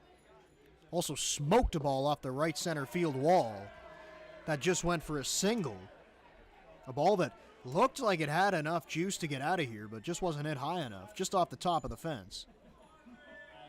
So it's a 3-0 count now as Tyler Lawrence is out there, and he misses outside. Hildebrandt walks. And Zarley Cena is now going to come up to the plate. There's going to be a pinch runner. Tyson Gaum is going to jump out of the dugout. He's going to run for the DH, Matt Hildebrandt at first base. First baseman number 2, Zarley Cena.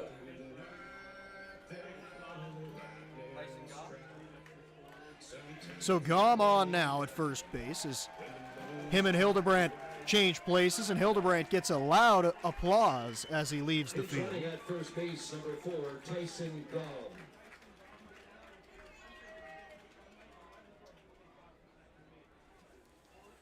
So Gaum at first base, and it's Zarley Cena now at the dish. Cena's hit the ball hard a few times today. He's gotten out by the left fielder 3 times today. There are a couple defensive changes to tell you about, and this is a good time to do it now, as that was a breaking ball that went up and into Cena. Of course, no intention there, coming with a breaking ball. Let's look at the defensive changes. It's Dan Mahoney behind the dish. He came in to pinch hit for Grinberg in the last inning. And now out there in left field, it's Drayden Sloat. Moving from left to center field is Blake Jacklin, so that means the starting center fielder in this game, Eric Martin, he's done for the night. 1-1. Cena drives a ball out to left field. It's smoked down the line, and it's going to one-hop the wall. Gaum motors around second. He'll get into third base standing up. Double for Zarley Cena. 2 runners in scoring position with nobody gone. And here comes Hogan Brown.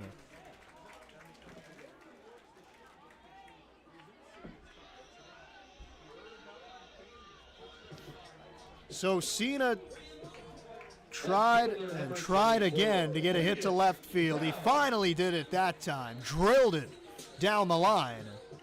Bounced off the track to pick up the double. The Kitchener bullpen is moving right now as Tyler Lawrence continues to work here in this 8th inning, which will likely be the last time the Jackfish will get at-bats here in this game as Hogan Brown takes outside.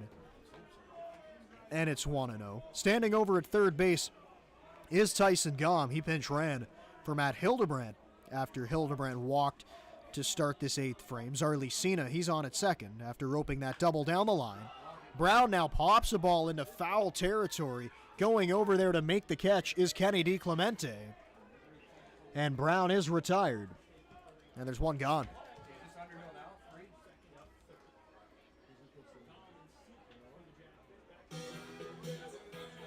So another pinch, or excuse me, now a pinch hitter coming in.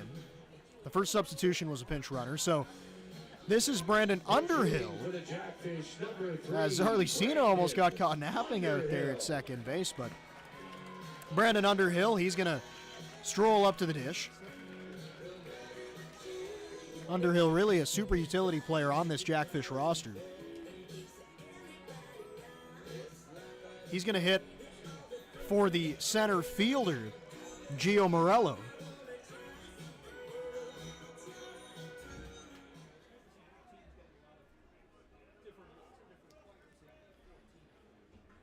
So Underhill's going to get a shot with two runners in scoring position, and he swings and misses at the first pitch. Thrown to him after coming off the bench by Lawrence. Underhill this season, he's gotten into 3 games on the mound. He's done a decent job pitching out of the bullpen for this team as he takes one up and in the count's 1-1. At the dish this season, only 7 at-bats. He does have 1 hit to his name. Looking for another hit here and looking to pick up his first RBIs on the season. 1-1 pitch. It's a breaking ball. Catches the outside corner. Called a strike. And it's a 1-2 count now with 1 away. Mateo Portulato, the first baseman, he still stands out there on deck. As Underhill's got a couple runners out there as he tries to drive him in. It's a breaking ball inside. Just missed him. That's twice now in this inning. A breaking ball has gotten away to the arm side of the pitcher, Tyler Lawrence. No damage has been done, though, as the count's now even at 2-2 to Underhill. Pinch hitting off the bench. Underhill swings. It's down into left field. Tyson Gom comes in to score. Station to station right now with a big lead. As Cena stops at third base, it's 15-4 as Brandon Underhill picks up his first RBI on the season.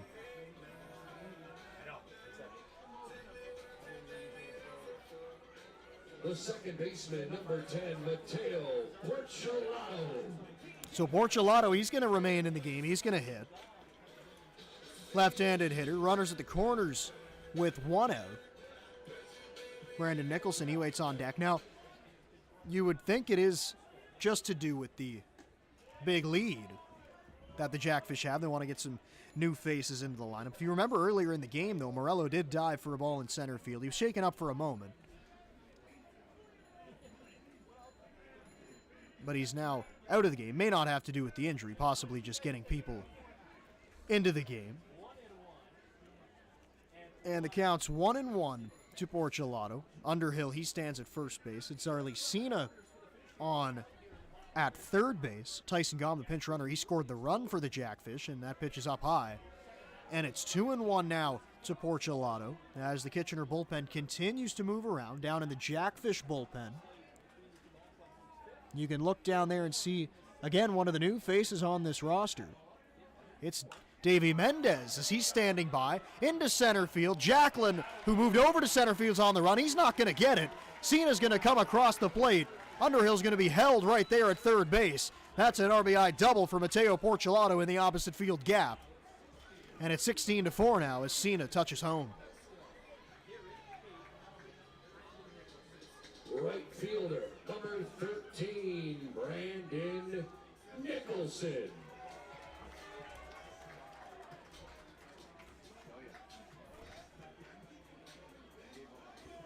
So we'll talk a little bit more about him when we go to the ninth, because it does seem like Davey Mendez will be coming into the game for the Jackfish. This will be our first look at him. But first, the Jackfish are still hitting here in the 8th inning as Nicholson takes one right at the knees for a strike. And the count's 0-1. There's one gone. Sam Cocker, he's standing on deck right now.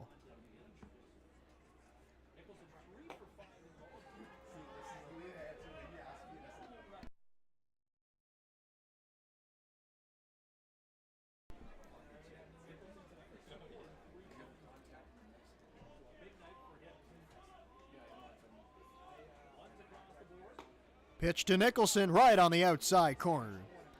Keith McConkey gave him the call on the outside edge, and it's now 1-2 on Nicholson. Portulato, he's out at second base after hitting the double. Nicholson swings and misses, fouled it actually at the plate, right into the glove of the new catcher, Dan Mahoney. And there's 2 outs now for the catcher, Sam Cocker.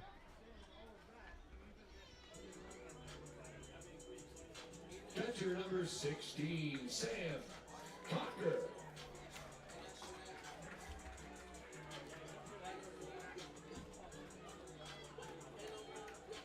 Now just past 10:30 here in Welland, as this game has gone deep into the night. Jackfish leading at 16-4. Cocker stands at the dish and takes a breaking ball outside. And it's now 1-0 on Sam Cocker. He's in his 6th at-bat here in the game, hitting in the number 4 spot, and he grounds the ball out to third base. Picked up on a backhand by DiClemente. Nice throw across the diamond. It's in plenty of time. Good defensive play to end the inning. The Jackfish do score 2 more runs. They lead it now 16-4. So we go to the 9th.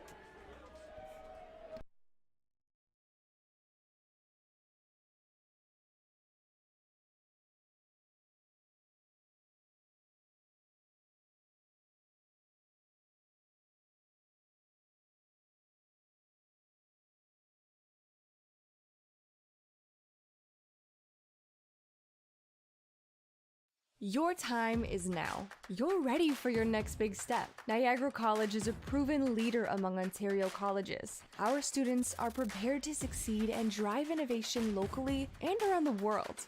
Our supportive student culture and state-of-the-art learning facilities help you achieve your dream. Choose academic excellence. Choose experiential learning. Choose career success. Choose Niagara College today. Visit niagaracollege.ca/apply.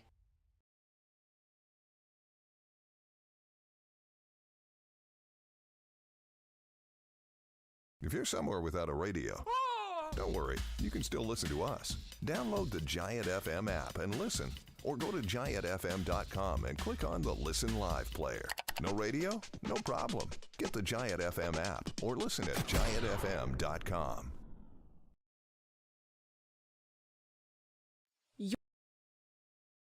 Want to get hooked? Sport the fish today by visiting the Welland Jackfish Tackle Box, the official merchandise shop of your Jackfish. Visit the stand on game day behind Section 107 or visit us online at shop.wellandjackfish.com. There you'll find official on-field hats, t-shirts, novelties, and so much more. Join the Fishhead Nation and shop today.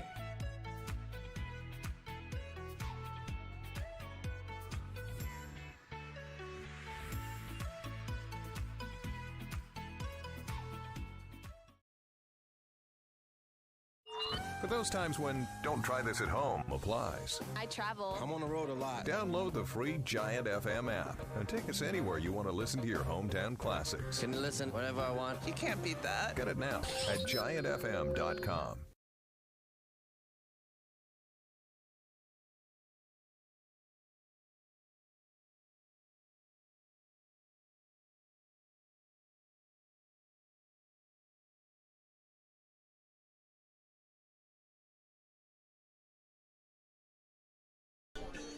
Ninth inning we go. New pitcher into the game for the Jackfish, and it is Davey Mendez. Making his first appearance in the IBL, first appearance in a Jackfish uniform.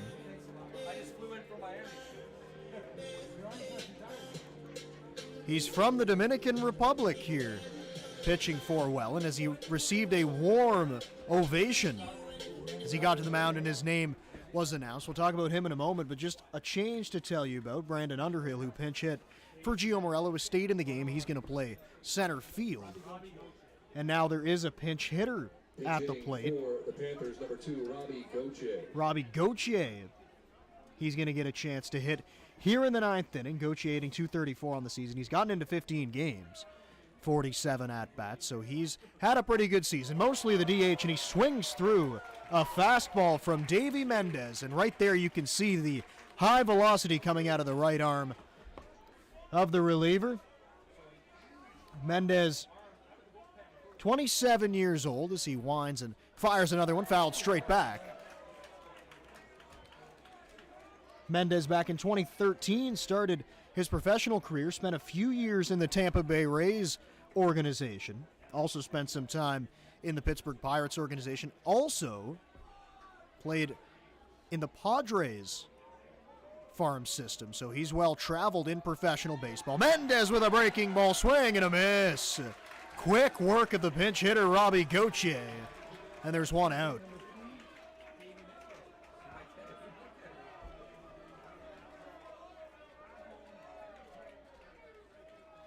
Shortstop number 5, Stephen Whalen. So we saw two huge fastballs from Mendez and then a masterful breaking ball to get the swing and a miss from Gauthier. As he continues to throw, fires a strike right there. After his time in the Padres organization, made it up to high A ball with the Padres. Played in Lake Elsinore. That was 2019, and then this season, this winter, played in the Dominican Winter League. Now ball's put in play right back up the middle, picked up by Portulato on the backhand. Throw quickly, just in time.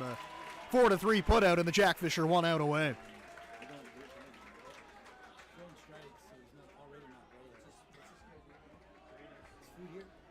And then before showing up here in Welland, he was pitching in the Mexican League. Pitched for the Toros in the Dominican Winter League, and it's a pretty prestigious team. If you're a Blue Jays fan listening here, Teoscar Hernandez played on that same Dominican Winter League team as Mendez, not at the same time, as Mendez was just playing there this past winter, 21-22, as he fires another strike, and he's been absolutely pounding the strike zone since coming out of the bullpen. Quick working as well. Here comes the 0-1. It's a breaking ball down low. First ball he's thrown since coming into the game. And it's 1-1. And the thing that stands out right away when he comes out here, just the sheer stuff that he has. Fastball is electric. Breaking ball has great movement on it. That's another fastball. Swing and a miss. Blew it past him. And the Panthers are down to their final strike.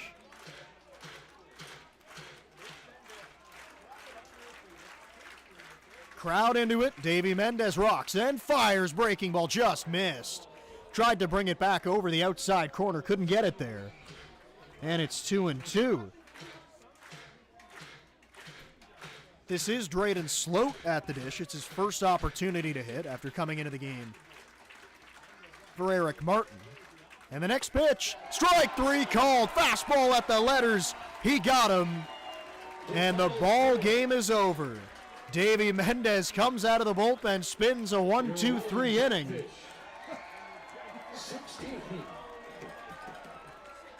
As the fireworks go off here in Welland after a 16-4 victory. As the W is bouncing around in the outfield. And for the Jackfish, that moves their record, their league best record, to 14-5. For the Panthers, that moves them to 7-11. Jackfish still remaining in first place. At home now, Jackfish have busted out of that mini home losing streak. They've won one. They are now 9-2 at home. On the road for the Panthers, they fall to 5-7. For the Jackfish, their next opportunity will come against London here at home. That's on July 2nd. Elliot Price will be on the mic to bring you that game. And then on the other side of the field, for the Kitchener Panthers, they will play Guelph. And that game will come tomorrow. So the Jackfish pick up a massive win, 16-4, as they extend that lead on the IBL standings. For everyone here at the Welland Jackfish, for my producer, Corey, I'm Brendan Lang. Thank you for coming along tonight, and have a great night.